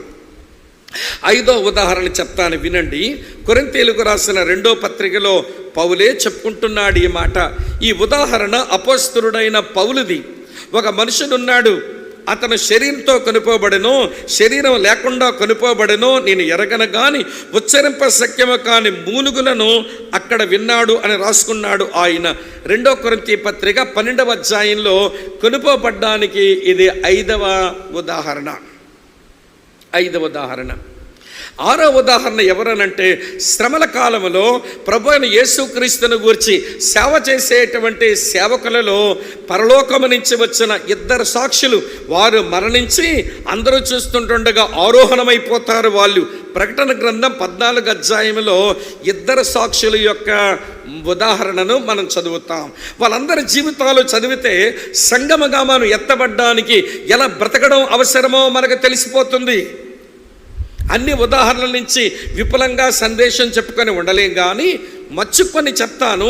కానీ వీళ్ళ జీవితాలు చూసినప్పుడు వీళ్ళు కొనిపోబడ్డానికి, వీళ్ళు ఆరోహణం పొందడానికి ఎలాంటి ఆధ్యాత్మిక జీవితం వీరు కలిగి ఉన్నారు అనేది చూసుకుంటే సంగమగా మనం మేల్కొని మన మత్తు వదిలి సిద్ధపడడానికి వీలుంటుందన్నమాట. అటు తర్వాత ప్రియులారా చివరి ఉదాహరణ, అది 7వ ఉదాహరణ. ప్రకటన గ్రంథం ప్రియులారా 12వ అధ్యాయంలో దేవుని యొద్దకు కొనిపోబడిన ఒక శిశువు. ప్రకటన గ్రంథం 12వ అధ్యాయం ప్రియులారా 5వ వచనంలో చూస్తాం. సమస్త జనములను ఇనుప దండముతో ఏలయ్యున్న ఒక మగ శిశువును ఆమె కనగా, ఆమె శిశువు దేవుని యొద్దకు, ఆయన సింహాసనం యొద్దకు కొనిపోబడెను అని రాసి ఉంది. అది ప్రియులారా సారూప్యంత లేక ఒక ఏలగొరి, ఒక రూపాలంకారంగా చెప్పబడిన మాట. అది యేసుక్రీస్తుకే చెందుతుంది ఈ మాట. కానీ కొనిపోబడ్డం, ఆరోహణం చెందడం, ఎత్తబడ్డం అనే దానికి పరిశుద్ధ లేఖనాల్లో 7 ఎగ్జాంపుల్స్ ఉన్నాయి. హానోకు, ఏలియా, ప్రభువైన యేసు, ఫిలిప్పు, యేసుక్రీస్తు, వినండి, అపోస్తలుడైన పౌలు, 2 సాక్షులు, తర్వాత కొనిపోబడిన మగ శిశువు. ఈ 7 ఉదాహరణల వెలుగులో వారు ఎలా ఉంటే వారు ఎత్తబడ్డారో నేటి సంఘం అలా ఉండడానికి ప్రయత్నం చేస్తే మన ఆరోహణం లేక ప్రభు దగ్గర కొనిపోబడే అనుభవంలోనికి మనం చేరుకోగలుగుతాం. ఇది కడవరి గడియ, ఇది అంత్యకాలం, ఇది అన్నిటి అంతం సమీపిస్తున్న వేళ యేసయ్య రాకడలో ఎత్తబడ్డానికి సిద్ధపడి ఒక సంగమగా, విశ్వాసిగా కొన్ని పాఠాలైనా ఈ పూట నేర్చుకుందాం. మొదటి ఉదాహరణ నుంచి ఒక 2 పాఠాలు చెప్తాను. ఆదికాండం 5వ అధ్యాయం 24వ వచనం. ఆదికాండం 5వ అధ్యాయం 24వ వచనం. హానోకు దేవునితో నడిచిన తరువాత దేవుడు అతను తీసుకొని పోయిన గనుక అతడు లేకపోయెను. ఇది హానోకు తన జీవితంలో జరిగిన ఎత్తబడిన ఆరోహణపు అనుభవం. అది అరే హానోకు ఎట్లా ఉంటే దేవుడు అతనికి ఆరోహణపు అనుభవం ఇచ్చినాడు అని అంటే ఇది తెలియడం కొరకు హెబ్రీ పత్రిక 11వ అధ్యాయానికి రండి, చూపిస్తాను. 11వ అధ్యాయం 5వ వచనం. విశ్వాసమును బట్టి హానోకు మరణము చూడకుండానట్లు కొనిపోబడెను. అతడు కొనిపోబడక మునుపు దేవునికి ఇష్టడై ఉండినను సాక్ష్యం పొందెను. కాగా దేవుడు అతను కొనిపోయిన గనక అతడు కనబడలేదు. క్రీస్తేసునందు ప్రియమైన సహోదరుడా, సహోదరి, యేసు ప్రభు వస్తానన్నాడు, ఆయన వచ్చాడు. మళ్ళీ 2వ మారు వస్తాను అన్నాడు. సంగమ కొరకు వస్తాడు, ఆయన తీసుకుని పోతాడు. కనుక ఆయన ఇచ్చిన మాట నెరవేర్చే నమ్మదగిన మాట తప్పని ఆయన దేవుడు. అబద్ధమాడడానికి నరుడు కాదు, మాటిచ్చి తప్పిపోవడానికి మానవ మాత్రుడు కాదు. ఇదివరకు ఎన్ని మాటలైతే ఇచ్చాడో అన్ని నెరవేర్చి మరి చూపించిన ఎవరి ట్రస్ట్ వర్ది, నమ్మదగిన దేవుడు ఆయన. ఆయన అంటున్నాడు, ఇప్పుడు హానోకు ఎత్తబడ్డానికి గల కారణం అతడు దేవునికి ఇష్టుడయ్యాడు. బెత్లెహేమ ఆలకించు, మన సంగమగా మన ప్రభు రాకడలో మనం ఎత్తబడాలి అని అంటే నాకు మీకు మనందరికీ ఉండవలసిన ఒక ఆధ్యాత్మిక అనుభవం, మన దేవునికి ఇష్టలం కావాలి, అంతే. దేవునికి ఎవరిష్టవుతారు అనేది ఈ 66 పుస్తకాలు ఎన్నో సంగతులు చెప్తాయి. అవన్నీ ఇప్పుడు మనం మాట్లాడుకోవలసిన పని లేదు. హానోకు కాంటెక్స్ట్లోనే దేవునికి ఎట్లా ఇష్టడైనాడు ఈయన అనేది ఆలోచిస్తే కొంచెం కిందికి రండి. అది హెబ్రీ పత్రిక 11వ అధ్యాయం 6వ వచనంలో ఇలా ఉంది. విశ్వాసము లేకుండా దేవునికి ఇష్టడై ఉండుట అసాధ్యము. దేవుని యొద్దకు వచ్చేవాడు ఆయన ఉన్నాడనియు తను వెదుకు వారికి ఫలము దయచేయవాడని నమ్మవలెను కదా. ఎవరు దేవునికి ఇష్టలు అంటే విశ్వాసము గలవారి ఇష్టలు, అంతే. విశ్వాసము గలవారి ఇష్టలు. విశ్వాసమును బట్టి హానోకు దేవునికి ఇష్టడైనాడు. అయితే మీరు అడగొచ్చు, బ్రదర్ స్వామి, విశ్వాసము లేకుండానే దేవుని బిడ్డలమైనామా, మాలో విశ్వాసము లేదంటారా అని మీరు అంటారేమో. నేను మిమ్మల్ని తప్పు పట్టడం లేదు, కానీ విశ్వాసం కలిగి ఉంటే ఎటువంటి విశ్వాసం ఎత్తబడ్డానికి పనికొస్తుందో అది కొంచెం తెలుసుకుంటే మంచిది. అందరము విశ్వాసమే, ఎవరి విశ్వాసం కాదు చెప్పండి. యేసు ప్రభు అభినందించేది గొప్ప విశ్వాసాన్ని. యేసు ప్రభు అభినందించేది గొప్ప విశ్వాసాన్ని. ఒక విడ్డూరం చెప్పనా మీకు? ఆయన బ్రతిక ఉన్న కాలంలో ఈ 12 మంది శిష్యుల్లో మీరు గొప్ప విశ్వాసులే అని వారిని ఆయన అభినందించలేకపోయాడు. తన ప్రజలైన ఇశ్రాయేలీల మధ్య సంచరిస్తూ మీరు గొప్ప విశ్వాసులే అని ఇశ్రాయేలీ ప్రజల గురించి కూడా అనలేకపోయాడు. బైబిల్లో ఇద్దరి గురించి మీ విశ్వాసం గొప్పది అన్నాడు. ఒక ఆమె తూరు సీదోను దగ్గరకు వచ్చిన కనాను స్త్రీ, అమ్మా నీ విశ్వాసం గొప్పది అన్నాడు. వింటున్నారా ఈ మాట? అలాగే రోమా శతాధిపతిగా పనిచేస్తున్న శతాధిపతిని చూసి అన్నాడు, నీ విశ్వాసము గొప్పది, ఇశ్రాయేలీల్లో ఎవరిలోనూ ఇంత గొప్ప విశ్వాసం చూడలేదన్నాడు. అరే 3.5 సంవత్సరాలు ప్రభుతో తిరిగిన వీళ్ళ దగ్గర గొప్ప విశ్వాసం కనబడలా. తన సహోదరులు అనబడిన ఇశ్రాయేలీల్లో ఎవరిలోనంత గొప్ప విశ్వాసం కనబడలా. కానీ వీళ్ళ దగ్గర కనబడే విశ్వాసం ఏంటో చెప్పమంటారా? గొప్ప విశ్వాసం లేదు, కానీ వీళ్ళ దగ్గర అల్ప విశ్వాసం మాత్రం ఉంది. ప్రతిసారి యేసు ప్రభు వారు అల్ప విశ్వాసం మీద కోప్పడ్డమే. కావాలంటే మీరు చదవండి, మత్తయి సువార్త ఒక సువార్త మీద పట్టుకొని చూస్తే వారు అల్ప విశ్వాసానికి ప్రభు కోప్పడ్డం మనం ప్రియులారా 4 సందర్భాల్లో మనకి కనబడుతుంది. మత్తయి సువార్త 6వ అధ్యాయం అంటాడు, అల్ప విశ్వాసులారా, ఏమి తింటాం, ఏమి త్రాగుతాం, ఏమి ధరించుకుంటామని చింతిస్తున్నారేంటి? మీ విశ్వాసములో చింతలు కలుపుకొని బతుకుతున్నారు. ఆనాడు వారు, ఈనాడు మనం విశ్వాసం ఉంది అంటాం, కానీ చింతలకేమీ మనకు తక్కువ లేదు. చింతలు బాగా పెరిగే ఈరోజు మధుమేహ రోగం వచ్చింది. శరీర తత్వాన్ని బట్టి ఏమండి షుగర్ జబ్బు వస్తే అది వేరే విషయం, కానీ ఊరికే చింతించి ఏమండి ఆ చింతలు బాగా పెంచుకొని మధుమేహ రోగం. మా బోటోలో మీ ఇంటికి వస్తే కాఫీయా టీయా బ్రదర్ అంటారు. ఏదో చెప్పగానే మీ శ్లోకం ఏంటో చెప్పనా? ప్లస్ ఇమ్మంటారా లెస్ ఇమ్మంటారా? ఈ శ్లోకం ఇళ్లలోనే ఉందనుకున్నాం. ఏమిటి రోడ్డు మీద టీ అమ్మే వాడి దగ్గరికి టీ బాబు అని అంటే, సార్ ప్లస్సా లెస్ అని ఆడు అంటున్నాడండి. అమ్మ వింటున్నారా? ఈ ఒకవైపు మధుమేహ రోగం, దాని తర్వాత ఏమండి బీపీలు పెరుగుతున్నాయి. ఏమండి ఏం పెరుగుతున్నాయి? రక్తపోటు పెరుగుతూ ఉంది. వినండి, మనస్తాపం చెందుతున్నాము. చింత పెరిగి అది మనస్తాపమై, తర్వాత మనోవ్యాకులమై, తర్వాత మానసిక రోగం వచ్చి ఈ రోజున మనుషులు ఎట్లుంటున్నామనంటే, వినండి ప్రియులారా, అసలు దేవుని పిల్లలంగా మన దగ్గర కనబడవలసిన ఆధ్యాత్మిక ఆనందం ఎవరూ చూడలేనట్టుగా బూసురోమని కనబడతారండి కొంతమంది. శ్రీకాకుళం భాషలో చెప్పనా, వీళ్ళు ఎట్లా కనబడతారని అంటే దొంపమకం వేసుకొని కనబడతారు. దొంపమకం క్రైస్తవులు, వీళ్ళు దొంపతెగా. ఎప్పుడు బాగా కనబడతారో అర్థం కాదు. ఎట్లా పెట్టుకొని ముఖం, శీతల ముఖం వేసుకొని, అరే నువ్వు దేవుని కుమార్తెవైతేవే, నువ్వు దేవుని కుమారుడు అయితేవే, నీ పాపాల పాపక్షమాపణ వచ్చిందే, నువ్వు మోక్షప్రాప్తిని పొందుతావే, నువ్వు నీతిమంతురాలుగా తీర్చబడ్డావే, నువ్వు పరిశుద్ధపరచబడుతున్నావే, దేవుడు తన స్వరక్తమిచ్చి సంపాదించిన సంఘములో సభ్యుడు అయ్యావే, ఆనందించాలుగా. ఏమైంది నీ ఆనందం అంటే? ఆనందం మాటేమో కానీ బుర్ర నిండా చింతలే. ఏమండి ఆ కారణం చేత ముఖంలో ఏమీ ఆనందమే కనబడడం లేదు. వింటున్నారా లేదా? మధుమేహ రోగం, రక్తపోటు. ఏమిట్రా బాబు అంటే విశ్వాసమే, కాకపోతే మా విశ్వాసంలో చింత కలిసిందంతే. ఇవ్వండి, విజయవాడ పట్టణానికి చెందిన పెద్ద ఆయన ఓ పాట రాశాడు. పాట మరుగున పడిపోయింది, వీళ్ళే బయట తీశారు. జెహోవా నిస్సి క్రిస్టియన్ అసెంబ్లీ వాళ్ళు, మనసేలని నీకింతలో ఈ చింతలు, మనసేలని నీకింతలో ఈ చింతలు, ఒక పూట కూటి కొరక చింత ఏంటే నీకు ఓ మనసా? ఏమి ధరించుకుంటానని చింతిస్తున్నావు? అడవి పువ్వులను చూడు, రంగు రంగుల బట్టలు వేసేసాడు ఆ పువ్వులకు. ఈ కుసుమాల శోభ కంటే నువ్వు ఎక్కువ కాదా? దేవుడు నిన్ను అలంకరించలేడా? ఎందుకు నీకు ఈ చింత? ఈ రోజున ప్రియులారా, దేవుని బిడ్డలు అయ్యాం కానీ, విశ్వాసం అన్నాం కానీ, చింతతో కలిసిన విశ్వాసం అది కాస్త అల్ప విశ్వాసమై కూర్చుంది. ఇక వివరించలేను, మీరు ఆలోచించగలరని మీకు వదిలేస్తున్నా. అదే మత్తయి సువార్త 6వ అధ్యాయంలో అల్ప విశ్వాసం అంటే చింతతో కలిసింది. అదే మత్తయి సువార్త 8వ అధ్యాయానికి వస్తే వాళ్ళ విశ్వాసం భయముతో కలిసిపోయింది. మత్తయి 8:26లో శిష్యులతో అంటాడు, అల్ప విశ్వాసులారా ఎందుకు భయపడుతున్నారు, మీ విశ్వాసం భయం కలిసిపోయింది. మీరు ఊహించండి, ఒక్కసారి ధోనిలో ప్రయాణం చేస్తున్నారు. ఆయన పర్వత ప్రసంగం చేశారు, అలసిపోయారు. తర్వాత కుష్ఠరోగిని బాగు చేశారు. తర్వాత పేతురత్తింటికి వెళ్ళారు. తర్వాత చాలామందిని స్వస్థపరిచారు. అలసిపోయి ఆయన ఓడడుగున నిద్రపోతుంటే సముద్రంలో గాలి తుఫాను రేగింది.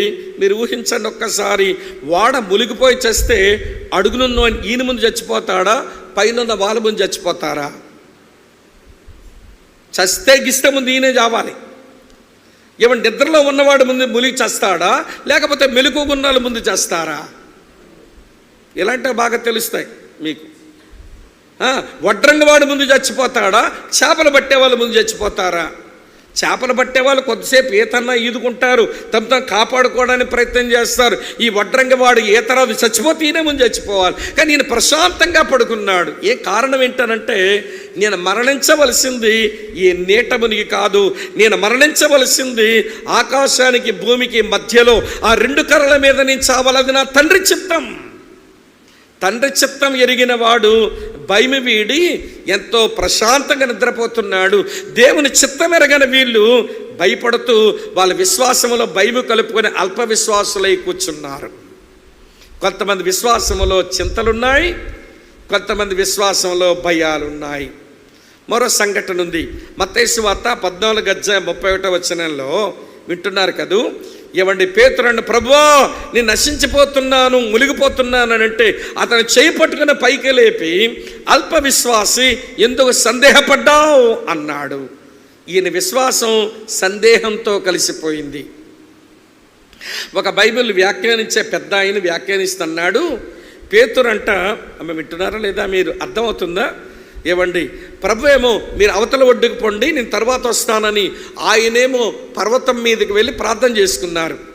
ప్రార్థన చేసుకున్న తర్వాత ఆయన ప్రార్థన ముగించేసరికి సముద్రంలో వెళుతున్న శిష్యుల తంటాలు ఆయన చూడగలుగుతున్నాడు. భలే విడ్డూరం కదూ. చీకట్లో వాళ్ళు చాలా దూరం వెళ్ళిపోయిన ఆ పర్వతం మీద ఉండి ప్రార్థన చేసుకున్న ప్రభు తన పిల్లల కష్టాలు చూడడానికి చీకటి ఆయనకు అడ్డం కాలేదు, దూరము ఆయనకు అడ్డం కాలేదు. అదెంత చీకట్లో వారున్నా వారి శ్రమను చూడగలుగుతున్నాడు, వారికి వచ్చిన కష్టాన్ని చూడగలుగుతున్నాడు. వారు ఎంత దూరం వెళ్ళిపోయినా కానీ వాళ్ళకు వచ్చిన కష్టము శ్రమను చూడగలుగుతున్నాడు. చాలామంది దేవుని పిల్లలు నా కష్టం నా శ్రమ దేవుడు చూడడం లేదు, చూడలేడు అనుకుంటున్నారు. లేదు అక్కా చెల్లి, నువ్వు ఎంత దూరంగా వెళ్ళినా నీకు వచ్చిన కష్టము శ్రమను చూడగలిగిన వాడు ఆయన. నీకు వచ్చిన శ్రమ కష్టం అదే చీకట్లో పెట్టి నేను నొక్కేస్తున్నా, అక్కడ ఆయన చూడగలడు నీకు వచ్చిన శ్రమ బాధ. చూచిన ఆయన రాత్రి 4వ జామున నీటి మీద నడుచుకుని వచ్చేస్తున్నాడు. వస్తుంటే వీళ్ళు ఏమనుకుంటున్నారట, భూతం అంటున్నారు. ఇది మనుషులకు ఉన్నటువంటి బలహీనత ఇదే. మనం ఒకటి చూసి ఒకటి అనుకునే రకాలం కదా. వెలుగు చూస్తాం చీకటి అంటాం, చీకటిని చూసి వెలుగు అంటాం, చేదును చూస్తాం తీపి అంటాం, తీపిని చూస్తాం చేదంటాం, మేలును చూస్తాం కీడంటాం, కీడని చూస్తాం మేలంటాం. ఇది మనుషులకున్న బలహీనత. ఇది నా వేదాంతమేం కాదు, ఇది యెషయా గారు చెప్పిన వేదాంతం. యెషయా గ్రంథం 5వ అధ్యాయం 19-20 మనుషులు ఎట్లనే ఉన్నారు అని రాశాడు ఆయన. ఇప్పుడు నా వేదాంతం చెప్తాను వినండి. బైబిల్ ఎక్కడుందని అనకండి, ఇది నా వేదాంతం. నా వేదాంతం ఏంటనంటే, తాడును చూస్తాం పాముని అంటాం, పాముని చూస్తాం తాడని అంటాం, దెయ్యాన్ని చూస్తాం దేవుడు అంటాం, దేవుడిని చూస్తాం దెయ్యం అంటాం. ఇది బైబిల్లో లేదు సుమ్మా, నేను చెప్పాను దాన్ని 2 కలుపుకొని. ఇప్పుడు ప్రభువు నీటి మీద నడిచేస్తుంటే ఒకరు భూతం వచ్చి ఉంటే దేవుడు అనుకొని మొక్కే వాళ్ళేమో. ప్రభువు నీళ్ళ మీద నడిచేస్తుంటే భూతమని భయపడుతుంటే భయపడకుడి, ధైర్యము తెచ్చుకునుడి నేనే అన్నాడు. నేనే, ధైర్యము తెచ్చుకునుడి అన్నాడు. వెంటనే పేతురంట, నీవే అయితే నీళ్ళ మీద నడిచి వచ్చుటకు. ఇప్పుడు అడుగుతాను చెప్పండి, నాకు సెలవిమ్మా మాకు సెలవిమ్మా? నాకా మాకా? మాకు అని ఉంటే ఎంత బాగుండండి. మొత్తాన్ని 12 మంది ఒకసారి బయటకు వచ్చి ఒకరి చేతులలో పట్టుకొని ఇక ధైర్యంతో నడిచుండే వాళ్ళు. ఇతగాడు అడిగింది మాకు అని అడగల, నాకు సెలవిమ్ము. క్రైస్తవ్యంలో నాకు అనే మాట అది పాడు మాట, క్రైస్తవ్యంలో మాకు అనే మాట అది మంచి మాట. నేను, నాది, నాకు చెడ్డ మాట, మేము, మాకు, మనది అది మంచి మాట. సంగమగా మన దగ్గర ఉండవలసిన మాట మేము, మనది, మనకు అది మంచి మాట. నేను, నాది, నాకు అని సెల్ఫీ కొట్టుకుంటాడు వీడి పేరే సెల్ఫీ. నేను, నాది, నాకు సెల్ఫీ, నేను, నాది, నాకు సెల్ఫీ. అసలు ఎన్ని సెల్ఫీలు కొట్టుకుంటే మాత్రం ఎలుగుబట్ట మొహోడు సందమామ అవుతావు బాబు నువ్వు. తెగ కొట్టేసుకుంటాడు, ఈ ఫోటోలో బాగా కనబడాలి, ఈ ఫోటోలో బాగా కనబడాలి. ఏమండి, సెల్ఫ్ పిచ్ అన్న మాట ఇది, స్వయం పిచ్ అన్న మాట ఇది.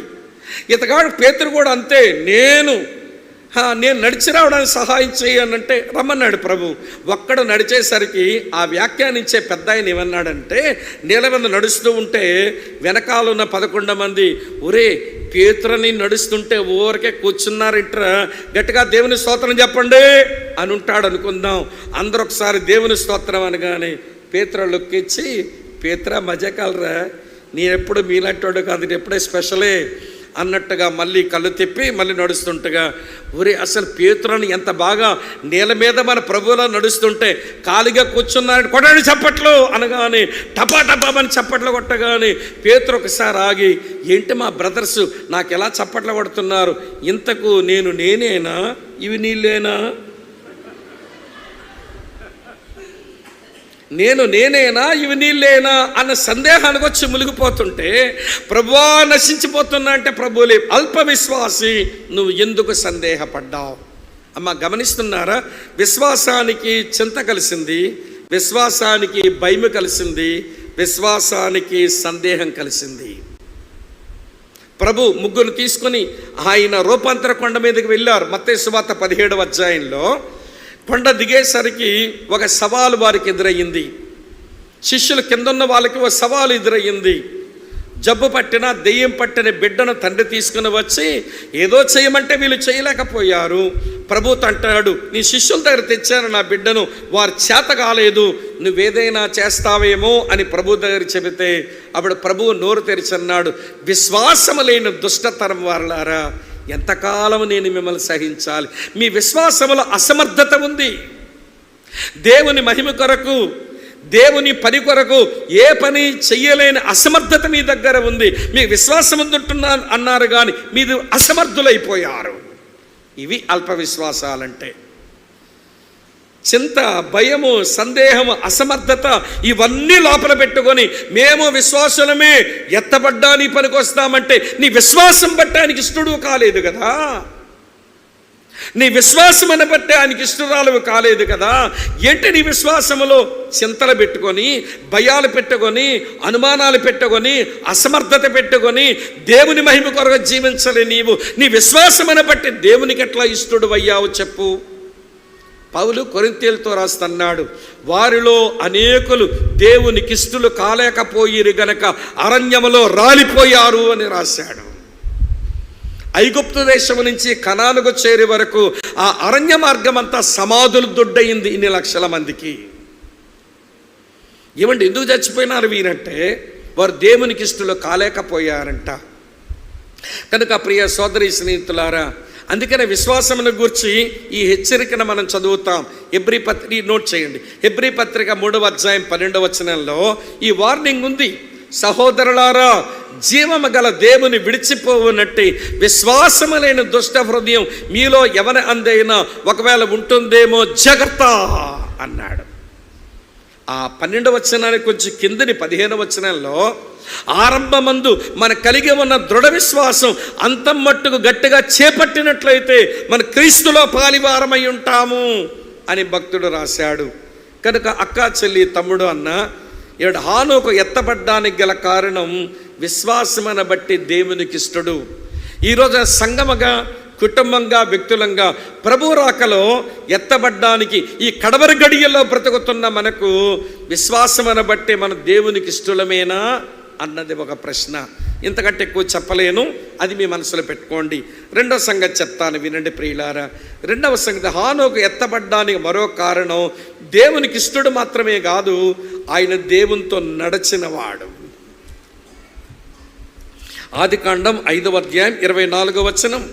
ఆదికాండం 5వ అధ్యాయం 24వ వచనం.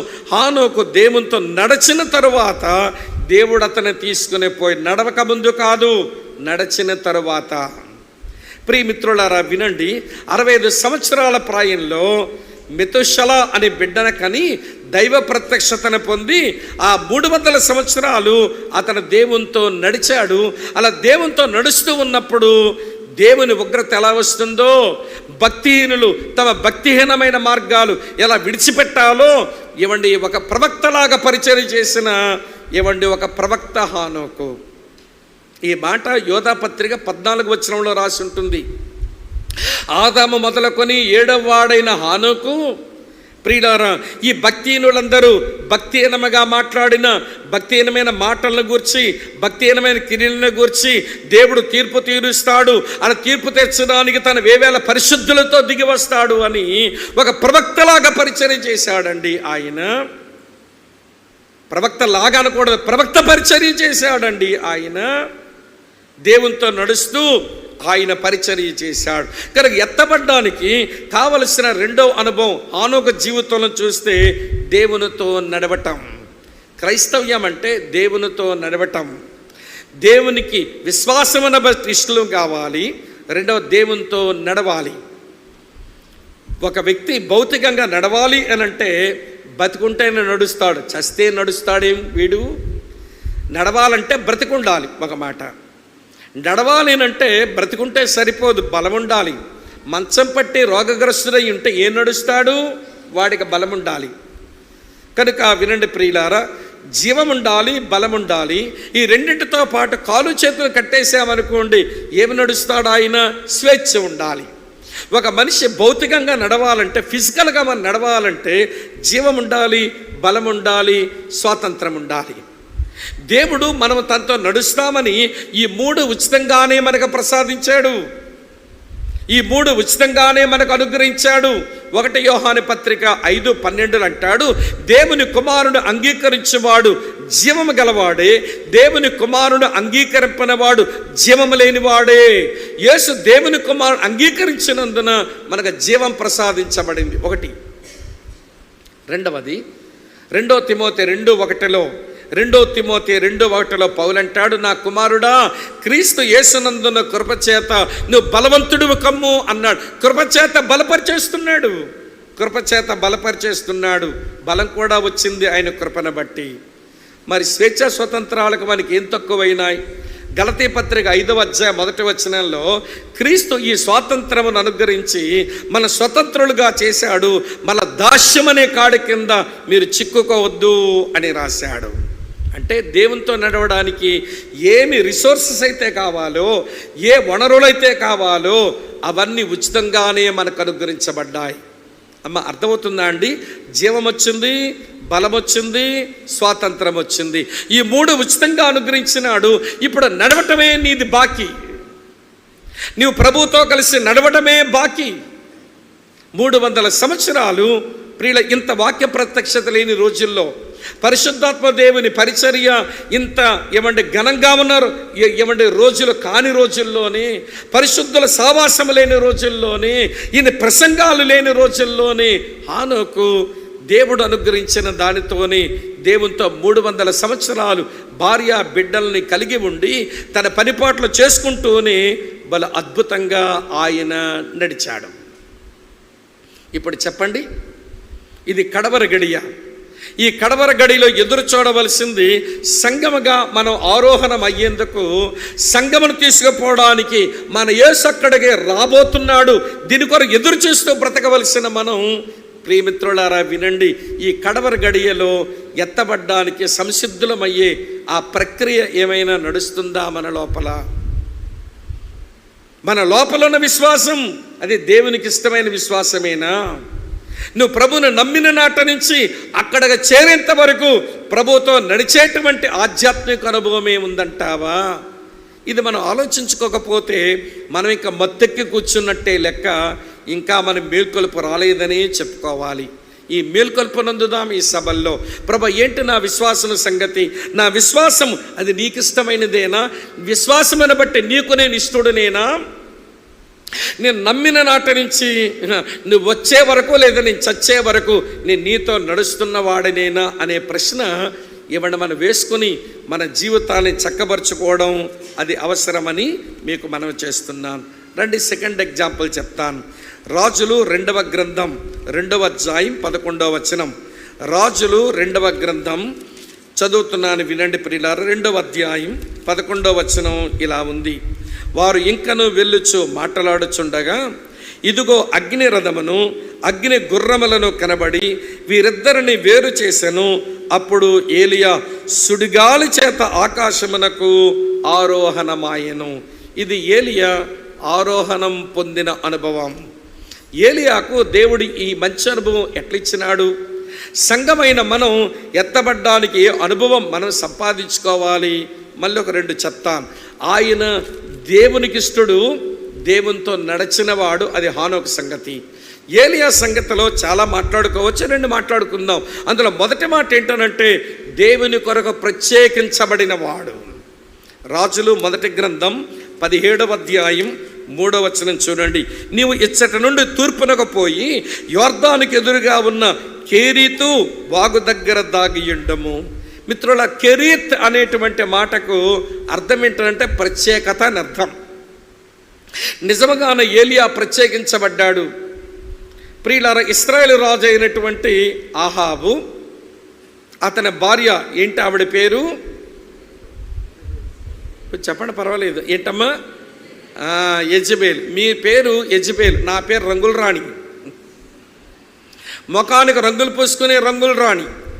ఏమండి, ఆమె సాధారణమైన ఆడది కాదండి. ఆమె బయలుదేవత మిషనరీ.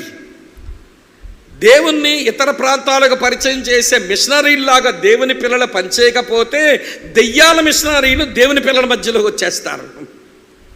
ఇశ్రాయేలీలు అన్ని జనుల మధ్య నిజదేవుడు ఎవరో వారు చూపించి చెప్పవలసిన వారు చెప్పకపోతే బయలుదేవత మిషనరీగా లోపలికి వచ్చి కూర్చుంది మహాతల్లి.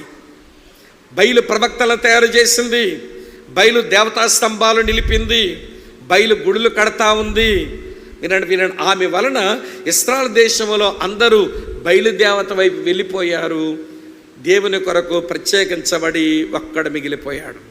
ఈ ప్రత్యేకతలు గమనించండి. వాళ్ళకి తినడానికి తిండి లేదు, ఏలియాకుంది. వాళ్ళకి తాగడానికి నీళ్ళు లేవు, ఏలియాకు వస్తూ ఉన్నాయి వాగు నీళ్ళు ఉన్నాయి. ఇవన్నీ మనం చూస్తుంటే ఏలియా దగ్గర కనబడిన అనుభవం ఎత్తబడ్డానికి మొదటి అనుభవం ఏంటంటే ప్రత్యేకించబడిన అనుభవం. అక్క చెల్లెళ్ళ రణదమ్ములారా వినండి. దేవుని కొరకు ఎత్తబడే దేవుని పిల్లలు ఈ లోకంలో ప్రత్యేకంగా ఉండవలసిందే. 2 కొరింథీ పత్రిక 6:18 పౌలు అంటాడు, మీరు వారి మధ్య నుండి బయలువెడలి ప్రత్యేకంగా ఉండండి. లోకస్తులకి కొన్ని నమ్మికలు ఉంటాయి, వాళ్ళ నమ్మికలు మన నమ్మికలు కాకూడదు. లోకస్తులకు కొన్ని ఆచారాలు ఉంటాయి, ఆ ఆచారాలు మన ఆచారాలు కాకూడదు. లోకస్తులకి కొన్ని సాంప్రదాయాలు ఉంటాయి, వాళ్ళ సాంప్రదాయాలు మన సాంప్రదాయాలు కాకూడదు. అది నమ్మికైనా, అది ఆచారమైనా, అది సాంప్రదాయమైనా, అది వాక్యానుసారమేనా కాదా అది చూసుకోవాలి. ఇలా మీతో చెప్పనా, ఈ మధ్యనే మా దగ్గర ఒక మెడికల్ అమ్మాయి, మెడిసిన్ చేసిన పాప, మెడిసిన్ అయిపోయింది, ఆమెకు పెళ్లి కుదిరి పెళ్లి జరుగుతూ ఉంది. నేను పోలేక మా వాళ్ళని ఏమైనా పంపితే పెళ్ళికి వచ్చేసారు వాళ్ళు. పెళ్ళైన ఈవినింగ్ ఆ పాప, అనయ్య నా జీవితం ఏంటి ఎట్లా అయిపోయిందని ఏడుస్తుంది. ఉదయమే కదా పెళ్ళయింది, ఈవినింగ్కి ఏడ్చేస్తుంది ఏంటి అమ్మాయి, ఏమైందమ్మా నీకు అని అంటే, ఏం చెప్పమంటారు అన్నయ్య, నేనేంటి ఎలాంటి ఇంట్లో పడ్డానని దుఃఖం వేస్తుందని ఏడుస్తుంది. ఏమైందమ్మా అంటే, ఈ అబ్బాయి అమ్మాయి ఇద్దరు మెడికల్ డాక్టర్సే. అబ్బాయి పీజీ అయిపోయింది, ఈ అమ్మాయి ఇక పీజీ చేస్తున్నది. ఇద్దరు మెడికల్ డాక్టర్సే. ఇద్దరు వాళ్ళ సమస్య ఏం కాదు. వీళ్ళిద్దరూ పెళ్ళయ్యాక ఇంటికి వెళ్ళగానే అబ్బాయి తాలూకా తల్లి, అదే ఈ పిల్లకి అత్తమ్మ, ఆ పిల్లగాడి తల్లి ఒక నిమ్మకాయ, 3 ఎర్రమిరపకాయలు, అందులో 8 ఉప్పు గడ్డలు వేసి అంటుందంట. అదేంటన్నా దేవుని పిల్లడం మన మీద శకునం పనిచేస్తుందా? దేవుని పిల్లడమైన మనకు దిష్టి తగులుతుందా? ఇదేంటి మా అత్తమ్మ చేసే పని నాకు నచ్చలేదు. ఇలాంటి మూఢనమ్మకాలుండి ఇంట్లో పడ్డానా కోడల పిల్ల కానీ బాధేస్తుంది అంటుంది ఆ పిల్ల. మరి ఏం ప్రత్యేకించబడింది ఆ కుటుంబం చెప్పండి? ఇంకో విడ్డూరమైన విషయం చెప్పనా? ఆ పిల్లగాడి తల్లి ఒక పెద్ద ఆర్థడాక్స్ చర్చిలో ఆమె డీకనెసెస్, అంటే ఆమె పరిచారకురాలంట. మళ్ళీ డీకన్ బోర్డు మెంబర్ మహాతల్లి.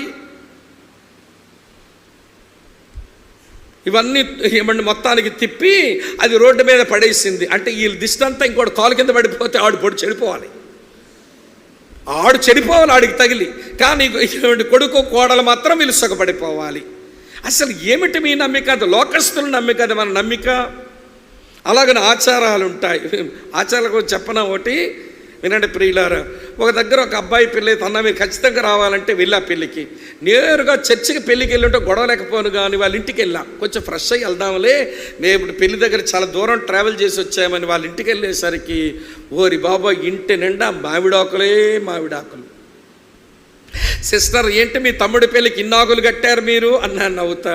అంటే అన్న ఎక్కువ మంది జనం వస్తారు కదన్నా, ఆక్సిజన్ ఉండాలని పచ్చాకులు కట్టారు. అమ్మో మసిపూసి మారడకాయ చేయడంలో మీరు ఎంత దిట్టలో విశ్వాసులు. ఆక్సిజన్ ఉంటుందని మామిడాకులు కట్టిందంట. ఆక్సిజన్ ఉండడానికి ఆకులు ఎందుకమ్మ కట్టావు? ఒక ద్వారబంధం చెట్టే కట్టుంటే బాగుంది కదా, నీకు ఎక్కువ ఆక్సిజన్ వచ్చింది. ఇక్కడ చెట్లు కడతావా? ఇక్కడికి పాడు విశ్వాస మూలము కానిదేదో పాపమని చదువుతాం.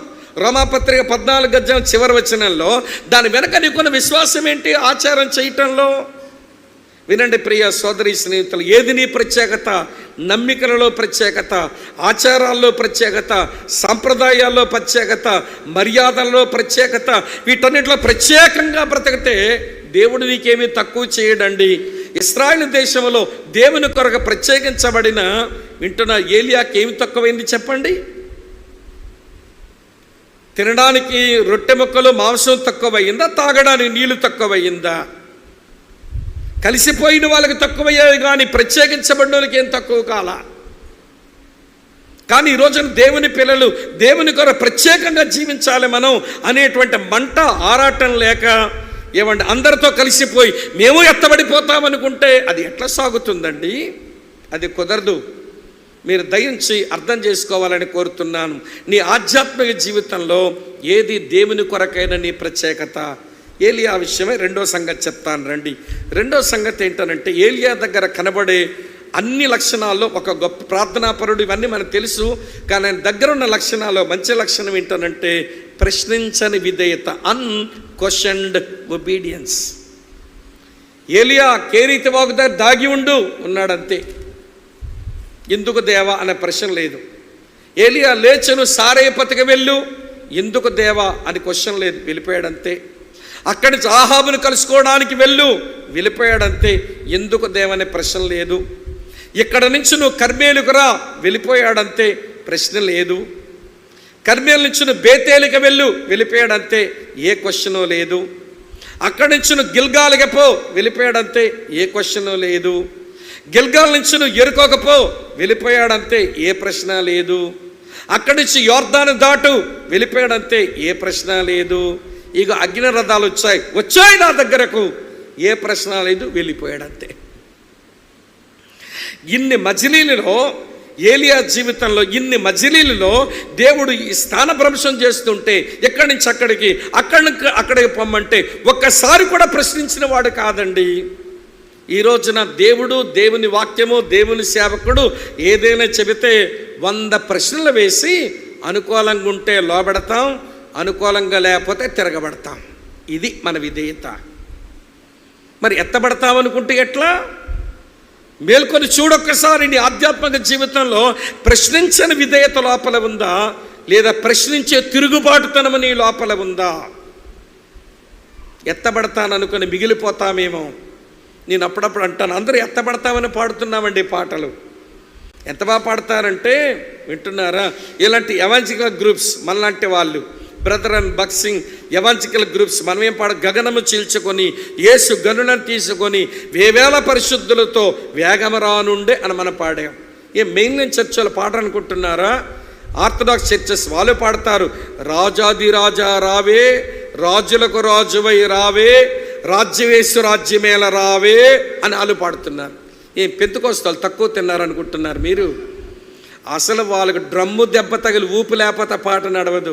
అందుకని డ్రమ్ము కొడుతుంటే యేసు రాజుగా వచ్చుచున్నాడు, ఎయ్ దెబ్బ, భూలోకమంతా తెలుసుకుంటారు అని వాళ్ళు పాడుతున్నారు. అందరం ఆయన వస్తాడని పాడుతున్నాం, ఎత్తబడతామని పాడుతున్నాం. నేను ఒక ప్రశ్న అడుగుతాను, మీరు ఆలోచించండి. ఈరోజంతా, ఈరోజు నువ్వు కట్టుకున్న ఇల్లు, ఈరోజు నువ్వు దాచుకున్న పైసలు, ఈరోజు నువ్వు బ్రతుకుతున్న బ్రతుకు, ఆయన త్వరగా వస్తాడు, నేను ఎత్తబడతాను అన్నట్టే ఉన్నాయా? మళ్ళీ చెప్పనా? ఈరోజు నువ్వు కట్టుకున్న ఇల్లు, ఈరోజు మనం దాచుకున్న పైసలు, ఈరోజు మనం జీవిస్తున్న జీవితం, ఏమంటే ఆయన వస్తాడు మనం ఎత్తబడతామన్నట్టే ఉన్నాయా? మా ప్రభు వస్తున్నాడు, మీ కడవర గడియలో మనం ఉన్నాం, ప్రభు రాకడ సంభవించబోతుంది, సిద్ధపడండి అని చెబుతుంటే కొంతమంది ఏమంటుండో తెలుసండి, ఇదంతా ఉత్తెత్తదే, వీళ్ళు బతుకులు చూస్తే ఆయన వస్తాడన్నట్టే ఉన్నాయి అన్నట్టుగా వాళ్ళు వెక్కిరిస్తున్నారా అనిపిస్తుంది. నిజంగా క్రీస్తు రాకడ గూర్చిన సత్యం ఇది వెక్కిరింతల పాలైంది. పేతురు ముందే చెప్పాడు, వెక్కిరిస్తున్నారు మనుషులు, అపహాస్యం చేస్తున్నారు. క్రైస్తవులు ఏ సత్యమైతే లోకానికి చెప్పి తమ సిద్ధపడి కొంతమంది సిద్ధపరచాలో ఈ విషయం బుర్రకెక్కడం లేదండి. పాటలు ప్రసంగాలకే మిగిలింది, బుర్రకెక్కడంలా. బుర్రకెక్కడం లేదని చెప్పడానికి నా దగ్గర భలే ఉదాహరణ ఉంది, చెప్పమంటారా? హైదరాబాదులో ఏమండి ఎండ్ టైమ్ ఈవెంట్స్, అంత్యకాల సంభవాల మీద 10 సంభవాలు, రోజుకి 2 సంభవాలు చెప్పున 5 రోజుల క్లాసులు అన్నమాట. మొత్తానికి వరుసగా చెప్పడం మొదలుపెట్టా. 10 ఈవెంట్స్ ముందంతా లిస్ట్ అవుట్ చేశాను. ఒక్కొక్క సంభవం చెప్పడం మొదలుపెట్టేసరి మొదటి రోజు ఈవినింగ్ ఒక కుర్రగాడు వచ్చాడు. అన్న praise the Lord, praise the Lord తమ్ముడు అన్నాడు. మాట్లాడడం మొదలుపెట్టగానే నాది శ్రీకాకుళమేనన్నయ్య అన్నాడు. ప్రాంతీయ పిచ్చి ఉంటాయిగా కొంత ప్రాంతీయ పిచ్చులు. అందులో శ్రీకాకుళం వాళ్ళ భాగ్యం ఏంటంటే, మా భాగ్యం, మీరు కాశ్మీర్ వచ్చినా మేము ఉంటాం, మీరు కన్యాకుమారి వచ్చినా మేము ఉంటాం, మీరు అటు ఏమంటే నార్త్ ఈస్ట్కి వచ్చి మణిపూర్ మిజోరాం వచ్చినా శ్రీకాకుళం వాడు ఉంటాడు, ఇటు మీరు గోవా ముంబై వచ్చినా ఈ పక్కన కూడా ఉంటాడు. ఏమండి పనులు లేక పేదరికాన్ని చెదిరిపోయారు శ్రీకాకుళం జిల్లా వాళ్ళు. ఎక్కడైనా ఉంటాం మేము. అమ్మ వింటున్నారా మీరంతా? అర్థమవుతుందా లేదా? ఏమండి బాగా ఏమండి వ్యాపించిపోయి ఉన్న వాళ్ళం కదా, ఇవన్నీ ఇక్కడ వచ్చి ఉంటున్నానన్నయ్య అన్నాడు. మంచి తమ్ముడు, అసెంబ్లీకి ఎప్పటి నుంచి వస్తున్నావు అంటే టైం చెప్పాడు.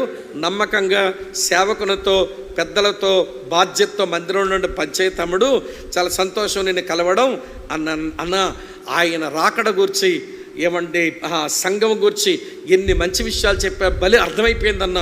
మీరు రాసిన చార్ట్లన్నీ వేసేసన్నాను, నోట్స్లో మీరు చెప్పిన డయాగ్రామ్లన్నీ వేసానన్నా, రెఫరెన్స్ చూడండి అని అన్నాడు. నిజంగా బాగా వేసుకున్నాడు వాడు, రెఫరెన్స్లు కూడా బాగా రాసుకున్నాడు తమ్ముడు. మంచిది తమ్ముడా అని నేను అన్నాను. తమ్ముడు మంచిది, మరి నేను వెళ్ళనంటే ఒక చిన్న మాట అన్నా, మన సభలు జరుగుతాయన్నా మీరే ప్రసంగికులకు రావాలని అన్నయ్యలతో చెప్తాను, మీరు రావాలని అన్నాడు. నేను కొంచెం అమాయకంగా మళ్ళీ సభలెందుకు తమ్ముడు, ఆయన వస్తాడు మనం వెళ్ళిపోతాం కదా అన్నాను నేను. ఆడు అమాయకంగా అంటాడు, వచ్చినోడు రాని అన్న, వెళ్ళినోడు వెళ్ళని అన్న, నువ్వు రావాల్సిందే, కూడికలు పెట్టాల్సి. ఆడు వెళ్ళడంటే నన్ను వెళ్ళనీయడంటే చూడండి ఎట్లుందో. మరి ఇంత బాగా రాసుకున్నది నోట్స్, ఇన్న రిఫరెన్స్లు విన్నదంతా ఎక్కడ పెట్టాడు? ఎక్కలేదు బుర్రకి. ఇది వినడం వరకే సరిపోయింది కానీ ఏమంటే వాడు మనసుకు పట్టలేదన్నమాట. ఈ రోజున మన పాటలు మన ప్రసంగాలు యేసు రాకడ ఎత్తబడ్డం గురించి ఆలోచిస్తున్నామే కానీ సిద్ధపాటు దగ్గర మొత్తెక్కిపోయింది మన మనసు. మేల్కో, ఎరైస్. ఒక స్పిరిచువల్ అవేకనింగ్, ఒక ఆధ్యాత్మిక మేల్కొలుపు అవసరం. ఏంటి నా ప్రత్యేకించబడిన జీవితం? ఏది ప్రశ్నించని విధేయత జీవితం? ఇది లేకుండా నేను ఎత్తబడతానని ఎట్లనుకొని నన్ను నేను మోసం చేసుకోవాలి అని మనం మేల్కొనకపోతే ఎట్ల సుమా ప్రియులారా? ఇది మీరు ఆలోచించాలని నేను మీకు మనవి చేస్తున్నాను. 2 ఎగ్జాంపుల్స్ చెప్పా. దేవునికి ఇష్టలవ్వటం, దేవునితో నడవటం, దేవుని కొరకు ప్రత్యేకించబడ్డం, దేవునికి ప్రశ్నించని విధేయత చూపడం. 2 ఉదాహరణలోంచి 4 అనుభవాలు చెప్పాను. చివర చెప్పి ముగించేస్తాను. రండి, లూకాసు వార్త 24వ అధ్యాయం. లూకాసు వార్త 24వ అధ్యాయం చదువుతున్నాను చూడండి. 51వ వచనం. వారిని ఆశీర్వదించుచుండగా ఆయన వారిలో నుంచి ప్రత్యేకింపబడి పరలోకమునకు ఆరోహణుడాయెను. ఇది ఎత్తబడ్డానికి మూడో ఉదాహరణ. ప్రియులారా, పునరుత్థానం చెంది ఎత్తబడ్డాడు ప్రభు. బ్రతికి ఉంటుండగా ఎత్తబడ్డారు ముందు మనం చెప్పుకున్న ఇద్దరు. కనుక సంఘం బ్రతికుంటే యేసు ప్రభు వచ్చేసరికి హానోకు ఏలియాలాగా ఎత్తబడతాం. ఒకవేళ ఇప్పటికే మనం మరణించిన వారు ఉంటే యేసులాగా పునరుత్థానం చెంది వారు ఆరోహణమవుతారు. సరే, యేసు ఆరోహణుడు అవ్వడానికి యేసయ్య దగ్గర 2 అనుభవాలు చెప్పి నేను ముగిస్తాను. మొదటి అనుభవం ఏంటనంటే, దేవుని చిత్తమును చేసిన వాడు. యేసు ప్రభు యొక్క జీవితంలో నా చిత్తం అనే పదము లేదు, నా ఇష్టం అనే పదము లేదు. యోహాను సువార్త 6:38 ఉంటుంది.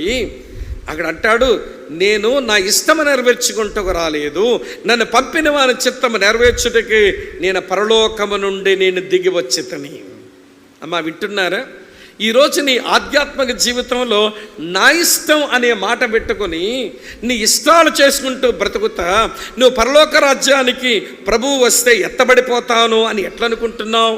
ఇది ఎవరికి వారమే ఆలోచించాల్సిన ఒక విషయం. రెండో విషయం చెప్తాను, వినండి. యేసు ప్రభు ఎత్తబడ్డానికి మొదటి కారణం దేవుని చిత్తము చేసిన వాడు. రెండో కారణం యోహాను సువార్త 8:50. నేను నా మహిమను వెతుకుటలేదు, వెతుకుచు తీర్పు ఉండువాడు ఒకడ కలడు. యేసు ప్రభు దేవుని మహిమ కొరకు బ్రతికినవాడు.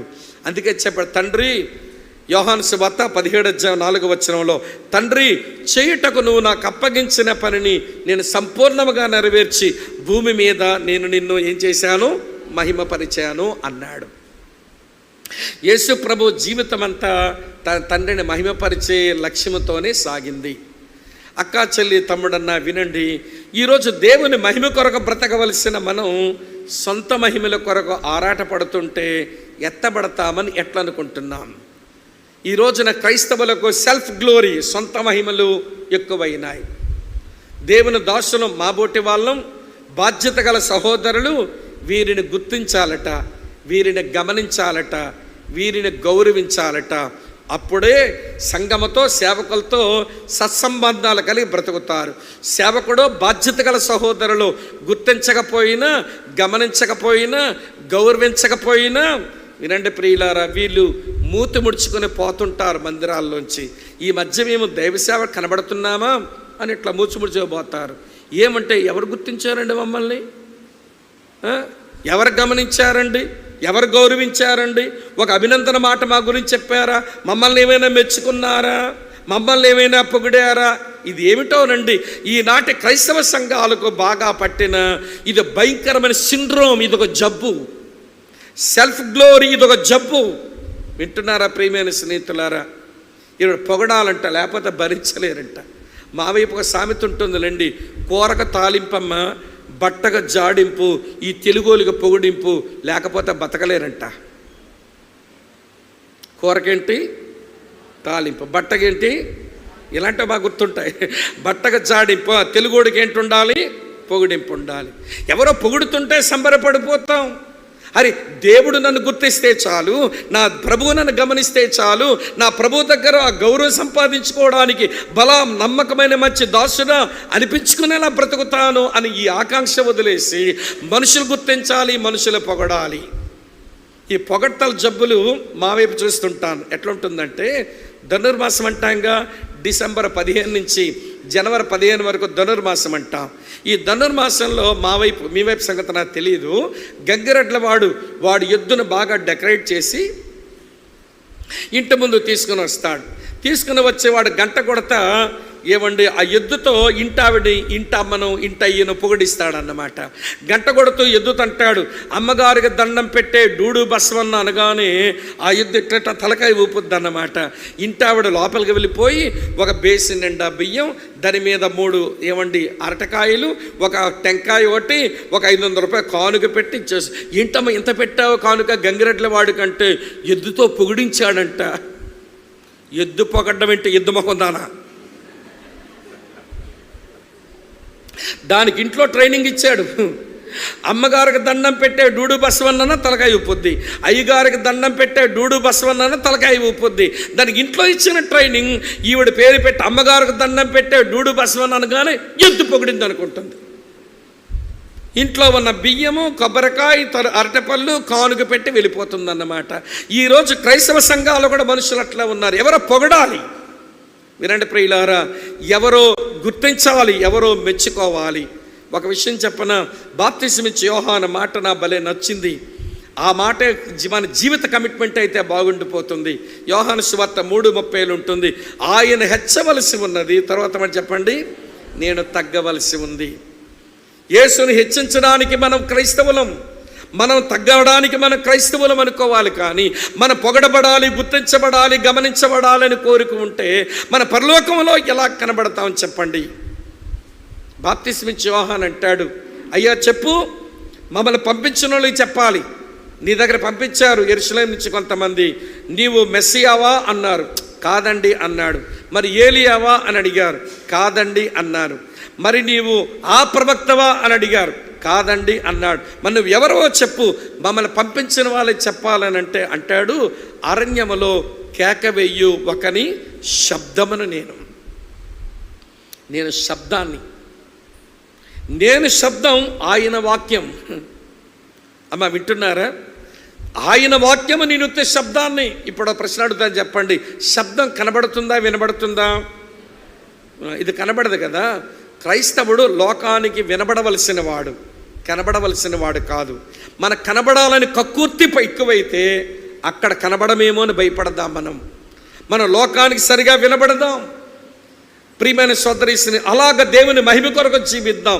యేసయ్య ఆరోహణం అవ్వడానికి దేవుని చిత్తము చేసిన వాడు, దేవుని మహిమపరిచిన వాడు. ఏలియా ఎత్తబడ్డానికి గల కారణం, దేవుని కొరకు ప్రత్యేకించబడిన వాడు, దేవునికి ప్రశ్నించిన విధేయత చూపినవాడు. హానోకు ఎత్తబడ్డానికి గల కారణం, అతను దేవునితో నడిచిన వాడు, దేవునికి ఇష్టడైనటువంటి వాడు. ఈ ఆధ్యాత్మిక అనుభవాలు తెచ్చుకోవడానికే దేవుడు మనకు అనుగ్రహించిన, వినండి, ఈ వార్షిక సభల్లో మేల్కొల్పు పొందమని పిలిపిస్తూ ఉండగా, ప్రభువా నువ్వు ఎంత గొప్ప ప్రణాళిక కలిగి ఉన్నావు, అందులో నన్ను భాగంగా చేశావు, నన్ను సంఘములో ఉంచావు. మీ హృదయాలు కలవరపడనీయకండి. నా తండ్రి యందు విశ్వాసం ఉంచారు, నా యందును విశ్వాసం ఉంచండి. నేను స్థలం సిద్ధపరిచి వెళ్తున్నాను. నేను స్థలం సిద్ధపరిచిన తర్వాత నేను మరలా వచ్చి ఎల్లప్పుడూ మీరు నాతో ఉండినట్లు నేను వచ్చి తీసుకుపోతాను అన్నావే. మేము కడవరి గడియలో ఉన్నాం. నీ రాక ఎప్పుడు సంభవించనో, మేము ఎప్పుడు నీ దగ్గర ఎత్తబడదమో. ఒక పశువులు కాసుకునే వ్యక్తి రాసిన పాట. ఆయన రాకడ కొరకు ఎంత అపేక్షతో రాశాడో నటరాజు మొదలయారు గారు రాగం కట్టారు ఆ పాటకు. ఆ పాట తెలుగు భాషలోనే కాదు, అన్ని భాషల్లో కూడా ప్రాచుర్యం పొందింది. ఆ పాటలు ఎలా ఉంటుంది, ప్రియా యేసు రాజును నే చూచి నా చాలు, మహిమాలో నీ నాయనతో నేనుంటే చాలు.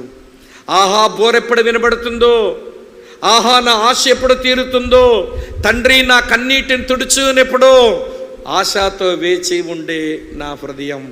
ఈ కడవరి గడియలో క్రైస్తవ సంఘం మెలకువ కలిగి మేల్కొని ఆయన రాక కొరకు హానోకు వలె, ఏలియా వలె, ప్రభువైన యేసుక్రీస్తు వలె ఈ ఆధ్యాత్మిక అనుభవాలతో సిద్ధపడకపోతే పాడుకుంటూనే, ప్రసంగించుకుంటూనే, పని చేసుకుంటూనే మిగిలిపోయే ప్రమాదం ఉందని ప్రియుల భయముతో, వణుకుతో మన సొంత రక్షణను కాపాడుకుని ఆయన రాకకై మనం ఆరోహణం అవ్వడానికై మనం సిద్ధపరచుకుందాం.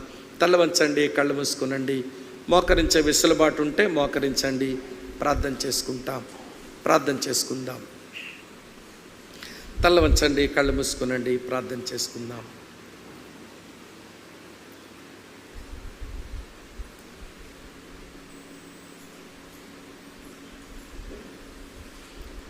ఇది చాలా ప్రశస్తమైన సమయం. దేవుని యొద్ద నుంచి దేవుని మాటలు మన వరకు వచ్చాయి. యోహాను ఏడుస్తూ మాట్లాడుతున్నాడు. ఇర్మియా యూదులను చూసి విలపించినట్లు 60 సంవత్సరాల క్రైస్తవ సంఘమును చూసి దైవజనుడు విలపిస్తూ ఉన్నాడు. అయ్యో సంఘం ఉండవలసినట్టుగా లేదే, ఇది కడవరి గడియ, ఇది కడవరి గడియ. ఈ కడవరి గడియలో ఆయన రాకకై సిద్ధంగా ఉండవలసిన మనం ఈ ఆధ్యాత్మిక అనుభవాలు పొందకపోతే ఎట్లా? ఆయన కృపను కోరుదామా? ప్రభువా, నా విశ్వాసమును స్వస్థపరచవా, నీతో నడిచే పాదాలు నాకు ప్రసాదించవా, నీ కొరకు ప్రత్యేకించబడే జీవితం దయచేయవా, నువ్వు ఏది చెప్పినా తూచా తప్పకుండా ప్రశ్నించని విధేయత చూపించే కృప నాకు అనుగ్రహించవా. నా చిత్తము కాదు ప్రభువా, నీ ఇష్టమే నా బ్రతుకులో జరుగునట్లుగా, నీ చిత్తమునకు నేను దాసుడనగునట్లుగా నీ కృప నాకు ఇవ్వండి. నీ మహిమ కొరకే బ్రతకడానికి కృపనివ్వండి. నన్నెవ్వరు గుర్తించకపోతేనే నాకు మంచిది, నన్ను ఎవరు గమనించకపోతేనే నాకు మంచిది, భూమి మీద మనుషులు ఎవరు నన్ను గౌరవించకపోతేనే మంచిది. నాకు రావలసిన గుర్తింపు, గౌరవం, గమనింపు పరలోకంలో నా ప్రభు దగ్గర దొరుకుతుంది అన్న ఆశ నాకు మాకు దయచేయండి నాయన అని భారంతో ప్రార్థన చేసుకుందాం. ప్రేమగల మా ప్రియమైన తండ్రి, నీ దాసుడు అన్న గమలీలు గారిని బలపరిచి, మరి ఈ సంఘం ఈ 64 సంవత్సరాల సుదీర్ఘ ప్రయాణం అద్భుతంగా చేయడానికి సహాయం చేశావు. ఆ వరవడిలో ఈ సంవత్సరం మీరు ఇచ్చిన వార్షిక కూడికల్లో నాయన మొదటి పూట మొదటి సందేశం వింటూ ఉన్నప్పుడు విలపించే ఆ సేవకుల యొక్క కన్నీటి వెనుక ఉన్న వారి హృదయ భారం వెనుక ఉన్న పరిశుద్ధాత్మ దేవుని తపన మేము అర్థం